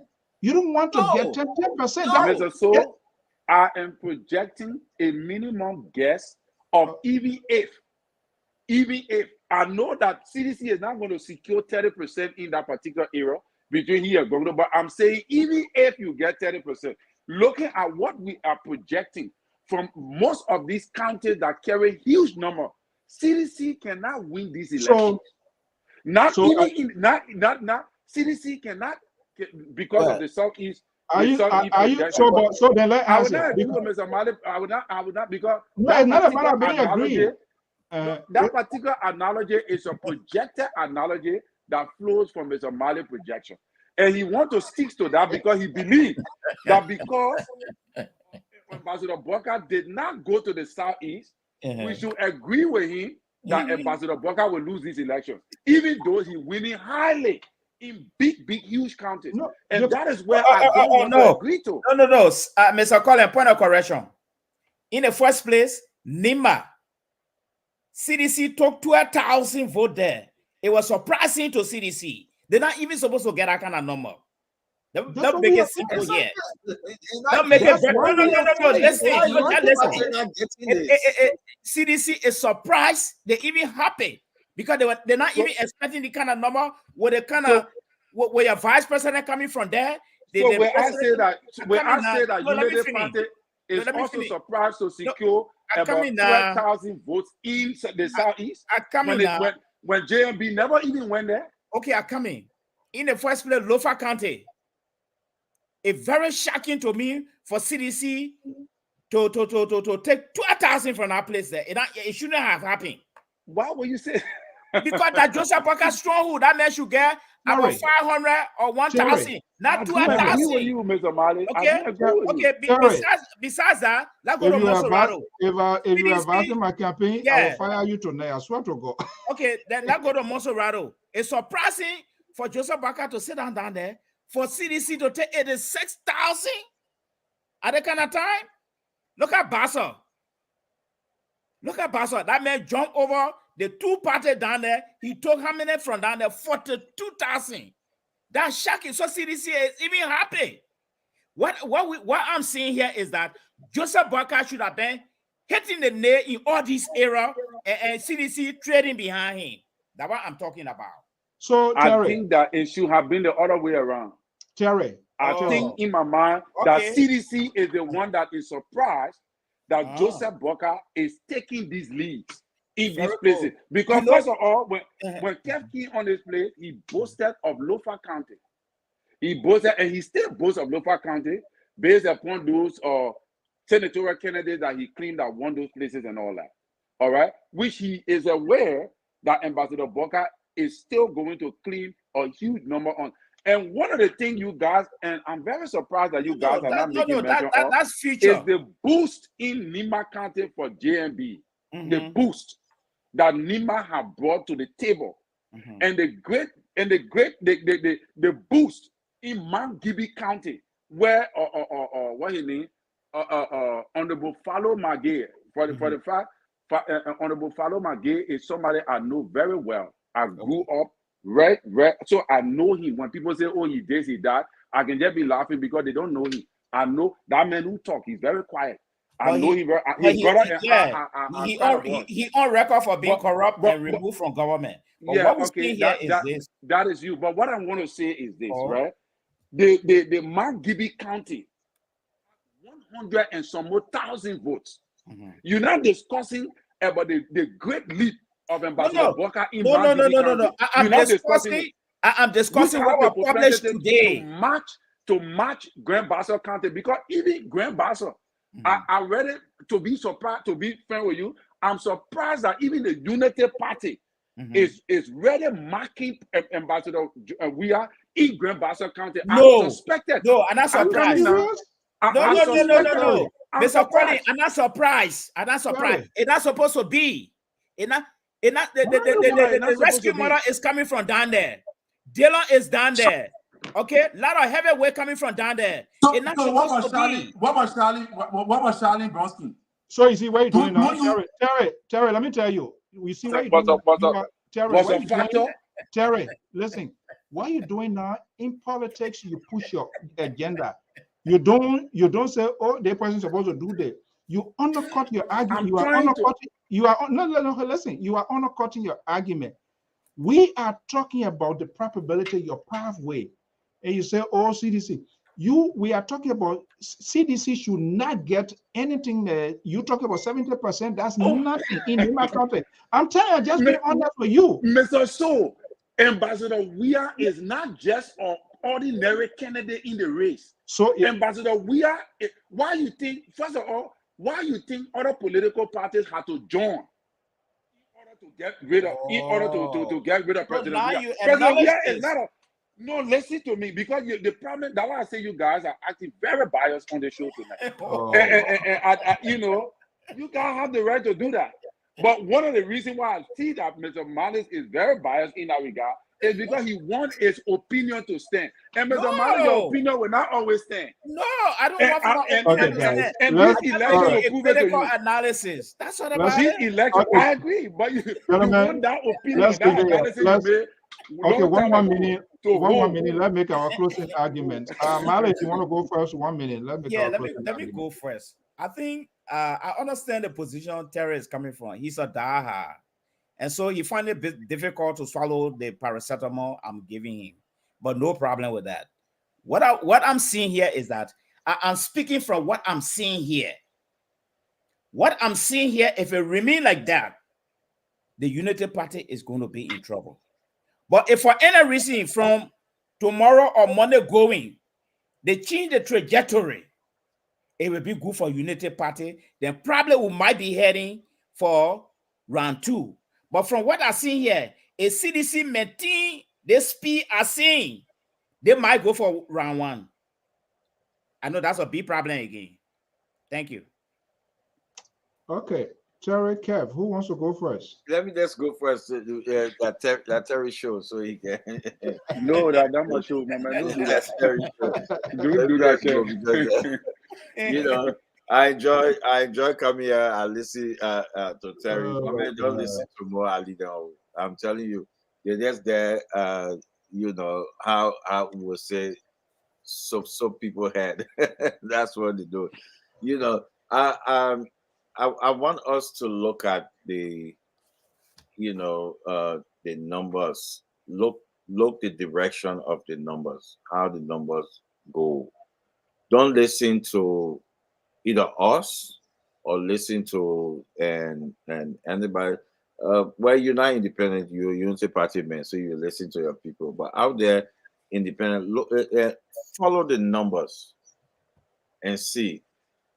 I'm telling you, look at Lofa and Nimba because Lofa, Nimba are the stronghold for Unity Party now because that's where they are the standard bearer and the vice standard bearer from. So I gave it to them. You know, when I ask you and Joseph Boka stronghold, Terry, you should have called Nimba.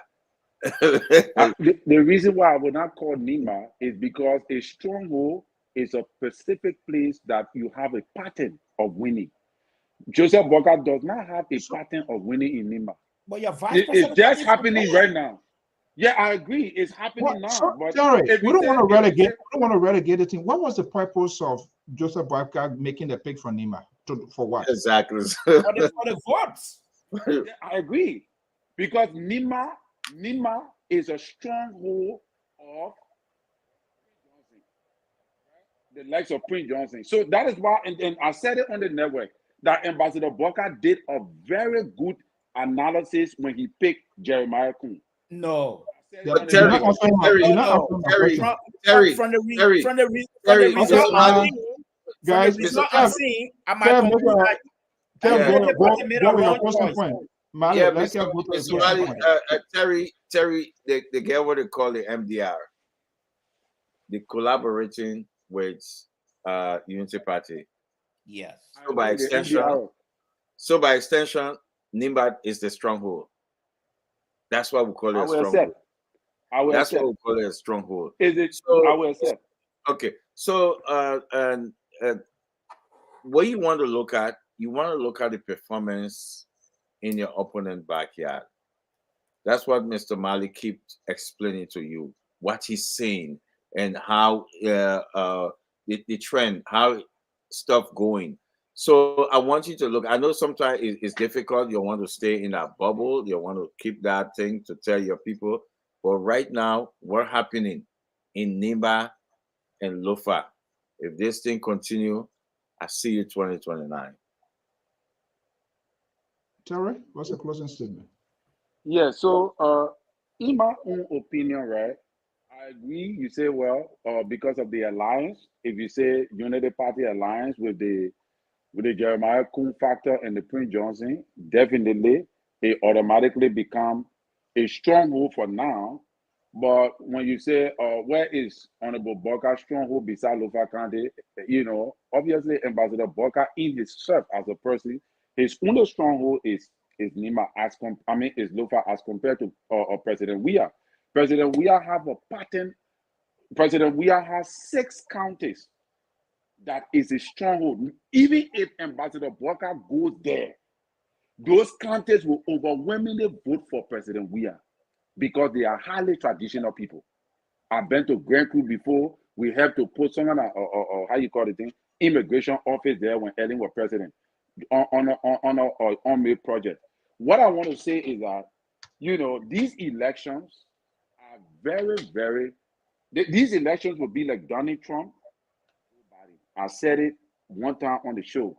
And I will not agree with Mr. Mali statement concerning the Southeast because we are very, very surprised at certain places that are producing numbers that we were not expecting to come from, which is the likes of Margibi County. In as much as we hope and had the zeal that Grand Bassa County were going to fall, but we knew and we were skeptical that Grand Bassa County would have been a contending ground for the Unity Party because we knew that Charlene Bromsky was a factor in these elections. And unfortunately for them, these places became a contending ground between us and President Weah. We need to go back to 2017 and other time to see how President Weah dominated these places in the past that gave him victory. We are not seeing those trends. That is the reason why we have decided and conclude that based upon the numbers that we see coming in, it is a clear-cut thing that we hope to see, that we hope to gain a first round victory in these elections. That is what I would like to say tonight. Okay, what a fascinating conversations. Well, you know, it's so hard, you know, politicians, they're talking here, people always in sort of their own way, self-denial of stuff. But what we are saying is just logical, it's just practical, because you are looking for the job. And I strongly feel there should have been a way to have prosecuted this case against the president, but there was a missed opportunity. One, by not even going to that Southeast. And from what I just gather here, it seems to be was a sort of a consensus. Okay, Southeast are just only 300,000 votes. So what you did, you allowed the man to consolidate his political grip. And that's not what you want to do when you are going against an incumbent. You want to undercut, you want to reduce his strength. That did not happen. Somehow it looked like they were relying on ANC, and we all thought that with Charlie Bronski, and of course, a certain senator, 2 terms or whatever, and with the Darius Dillon factor. So we thought CDC were being out of the radar. So then that would work much better for you. But here we are, it is not happening. So, but with these numbers and all of these things we're receiving, we're not going to be the one yet. I like it to come from the houses more, but we are just monitoring and we are just only saying, to be honest, if this trend continues, it will make it difficult for you to catch up, to fill in the gap, whether you like it or not, whether people like it or say, oh, this person, it's not a matter of something. You always want to suppress your opponent in order to get an edge. So when you lose one side, you must be able to fill the gap. Why, even in the electoral college here, where you think when after the call, they will be saying, oh, we are looking at this state to come in. If this state goes into Republican or Democrat, you win the election. It's the same way. So we are saying, technically, I understand you said the president is popular, which of course is we cannot deny it. But with Prince Johnson, a certain senator, I don't know how many years now, plus you have a vice presidential, and he said, George, we are not going to get a vote there. I am concerned looking at this number with over 17 point some more invalid vote. So then what comes to mind was, what was the work did? Being that you have a vice president, Senate, you should have gone in there to educate those voters to make sure that every vote counts. We don't know whether this number is going to increase. And the more it increases with this invalid vote, it's going to be to your disadvantage because you need more to add up to what you're supposed to get to overrun the man. That's not happening. But that's what happens when people support their party and they don't want to hear it. But they need to, they should have advising. I think, and Mali Sanada warning here, the vice president should have gone into that soft E and tell the people of soft E, this man, you voted him for so time, you see your role, and you guys want to listen, you're demonizing. That's what people do in politics. But you're giving a free pass. When you were going there with a helicopter or whatever, at the end, anyway, you went by road, people were making mockery. You got to work for something when you want it. Unfortunately, this is not happening, but we're going to have a conversation. What a great conversation. Mally John, Terry Collins, and Kev Dement. Thank you so much for chipping in. Again, for us here, always more welcome. We don't really mind what people say. They have the right to say. We don't think every librarian should be sanctioned because of their political differences you don't like. If I was speaking for a party, I would have a different tone. Nobody who defends a party position will come say they're going to beat me or this is what. No, because they will fire you. You're out of Donald Trump. You know what? James Comey, he went on a training in California and they fire him. You must be able to defend the ideology, not necessarily what people are going to feel. Unfortunately, it's not like that. So I think there was a lot of gap break-in. People should have done that. They didn't do it.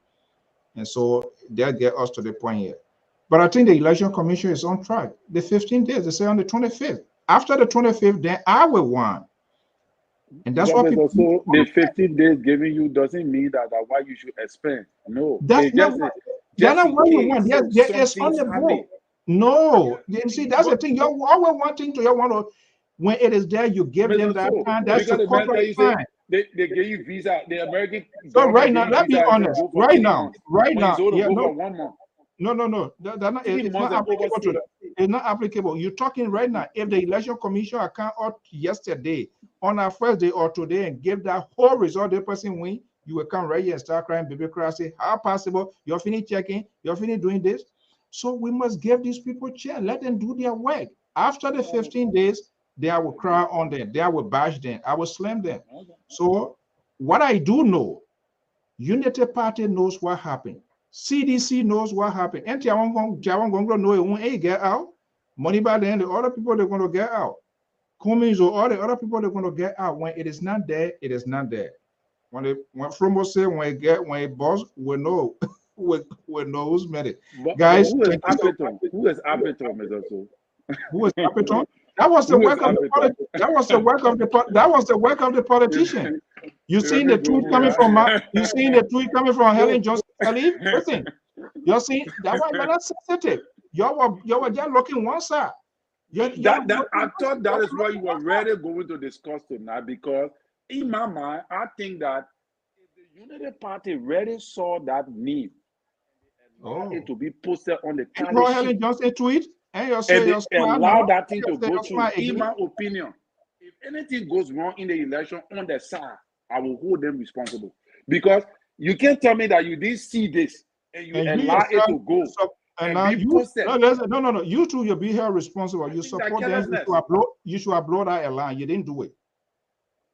Am I falling in the chat room like that? Am I falling into the war room like that? Appeton now is I'm asking Kev now, who is Appeton? Who your guy? Appeton, he ran and he's there neck a lot. Yeah, man. He got it. Man, let me go back, get in trouble. No. Hey, remember nah. Where needs the Republican man? Where needs it? Oh yeah, man. So rest in peace. Okay, that's Labra Uno. Nah. Oh. What is the late what a guy name? Yeah, he died.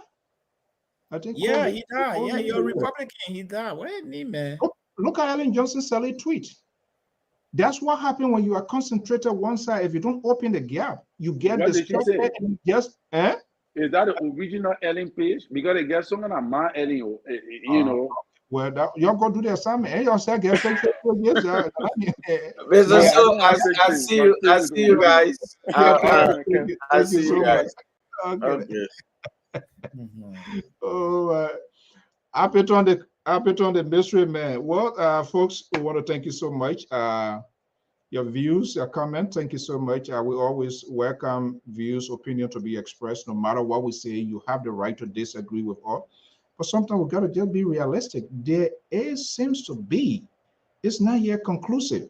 We still have a little way to go. Some of these numbers they are reporting, there's still a way to go. But when you are a main challenger, you want to find a way all up to subdue the incumbent. That's your goal.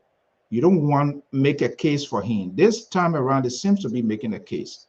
We are saying Joseph Boyka should win Lofa big in order to put him top so that he can fill the gap.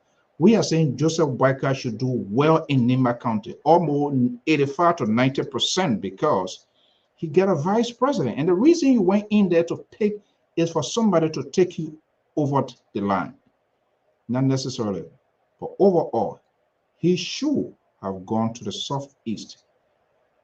It's not a tradition. We're talking about tradition, then Lofa is more traditional.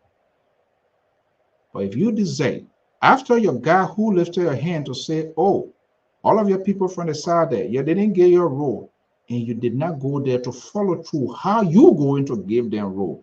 You just told them to hide their feelings or to demonize them, to make them look like a nanny goats and stuff. You talk about the problem and you did not make recommendation as to how the problem could be solved. Yes, the VP went there. But that was still not is still insufficient. The man who is looking for the office of the land, and if elected, he's going to be the father of the land, he should have gone there to say, you know what? This guy, you voted for him for all of these years. He didn't do your good. 6 years, this role here. But I can tell you, if you give me the opportunity, I will change situation and let the people have their own conscience to tussle with. That did not happen. When the president was going there, it was like a phone box. So he went there now, sympathy, empathy kicks in. And this is the initial reaction that we are seeing. We don't know how it's going to go, but looking at the past record, the probability of maintaining that pace.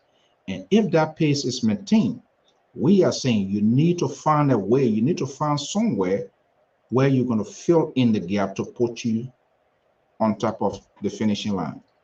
And if they can tell us that they do not have a stronghold, it's only Lofa, and we see what is playing out in Lofa and other places, these numbers you see coming from Mosorado and all of that is strict partisan base. Sir Joseph is winning big.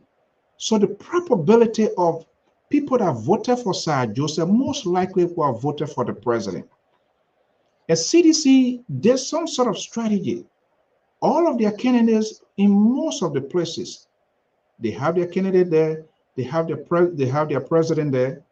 And in communication, visual is very much important. When people see something with their eye, it gets to their imaginations. It serves as a memory. They reflect on it, they visualize it, they think on it, it sticks in their mind. So that was a strategy. And people did not pick on that. What we are saying, anybody can win it. The Election Commission was still within the time frame of making these announcements of these results. Unless after the 15th day, the 25th, then I will have problems if we cannot get the final result. Just how the parties should have complained to have said something. The FFR, the law said 30 days. That did not happen. They all sat down, they zipped their mouth and everything until the time passed and people wanted to complain. The game of elections are tough ones. When you go into it, you must have your legal and technical things to discuss all of the technical details. What I do know, they should stop putting our country at risk. These parties, they have their representatives to those very polling centers. They have the cards to their chest. They know what went wrong. They know it. But politics, hypocrisy.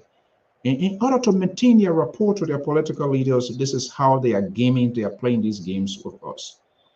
Unless the numbers given to them, signed and stamped by NEC, if it is different, so then they need to tell us now from these initial reports that are coming, and not just having the press conferences without the substance and the basis of these conferences. The numbers coming, if it is far different, if it is not reflecting to what they have, then they should come out in the public to tell us and show us what they have. But what they have is commensurate with what NEC is reporting, then they need to be quiet and let us wait and see how the process comes to a conclusive end. We know when people are in their political feelings, it makes it very difficult. This is why you should be calculative. You should make chance of anything. In politics, when you slip a little bit, it puts you in the rear and it makes it very difficult to recover. We have the numbers here. We have that here. I'm not going to be like one of those people there where, oh, this is what's going to happen. First of all, they did not create an awareness, and everybody was shifting blame on NEC. Yes, NEC has their part to do. You are going to find the voters. You want the people to elect you. It is your responsibility. The reason you have all of these auxiliaries, party chairman, women wing, this, that, was to go all out there to create an education. Create your own database. I bet no one, even the ruling party, they can't tell me that yes, in Mosorado, we definitively register out of 900 or 800,000, we have 500,000 that we guarantee. We have 250,000 that we guarantee in Nima. Nothing. They don't have that figure. They go and have a jolly, call big crowds, And this is where all of this disappointment is coming from, because it is why it is. Hopefully there will be a big lesson learned here in subsequent elections to come. The process it went on fine. We didn't see anything. I believe there was discussions, all of the technical details. If not, then that's part of the flaws of the system. They themselves have a responsibility as a political institution. It's not a social club. Unless you treat it like a social club, then you get a social payback. To seek the higher office of the land, you must be very calculative, smart, and get ahead of the game. If you don't do it, well, you wait for the next season. We want to thank you so much for your time this evening, and by God's willing, we'll be here for more programming. Send your comments, your tweet, and your suggestion. Some of those people that were never honest with the people they profess to serve. They couldn't look them in their eyes and tell them, say, hey, this is not working. We need to do it this way. Everything was cheap. Yes, yes. And that's what happens when you are so accustomed of not being critically local in your policies, in your argument. You have other people on network, instead of them proffering the agenda, the visions, the ideas of those candidates, they were all out with all insults, things that are not meaningful to the process. Here we are today. People want to hold other people responsible of their own failed idea, their inability to persuade, to convince people. They never wanted to go on any other outlet, news outlet, because they want to be felt like a young baby. Go to places, go to rough terrain. Let other people see the other human side of you. Let people begin to judge, to say, I thought this guy was this way, but that's not who he is. That can make people to win you win people over. To earn trust, it's not an easy thing. You gotta be consistent, you gotta be persistent, and you must persevere towards that. Until then, yeah, Mommy Appeton is a misery man. That's what happened when your people, your strategists and your advisors, when they just look one side and they can't look left and right to see who coming around. Guess what? Now Appeton came. Appeton now giving people, everybody political diarrhea. Let's just take it easy. You guys should be fine. Maybe next time, we don't know why it is, but it is why it is. Thank you so much and have a pleasant evening. Bye-bye.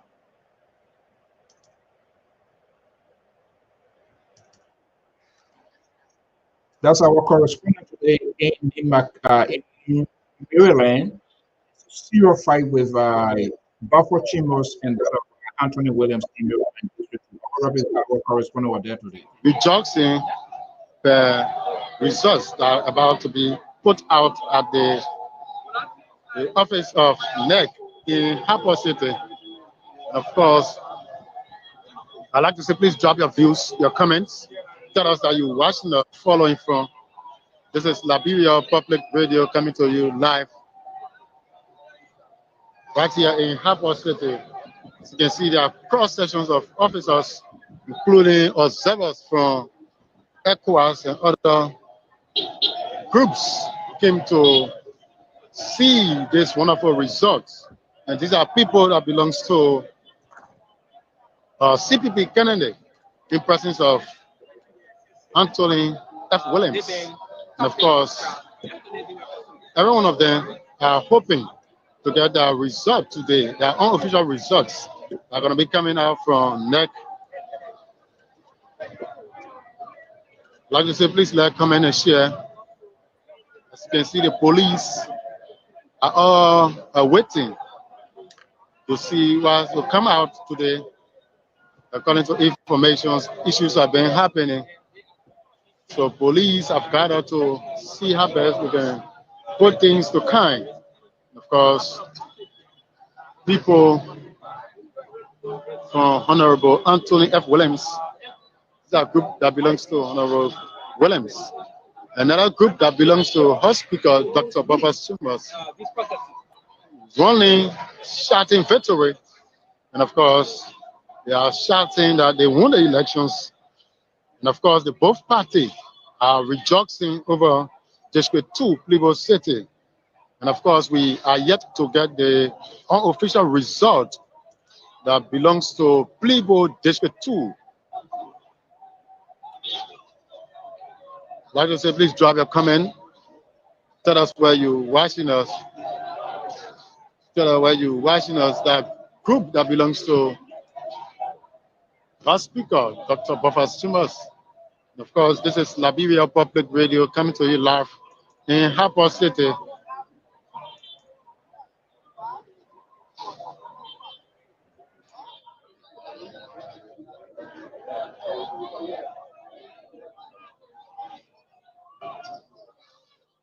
Like I said, drop your comment. Tell us where you're watching us from. Tell us where you're watching us from.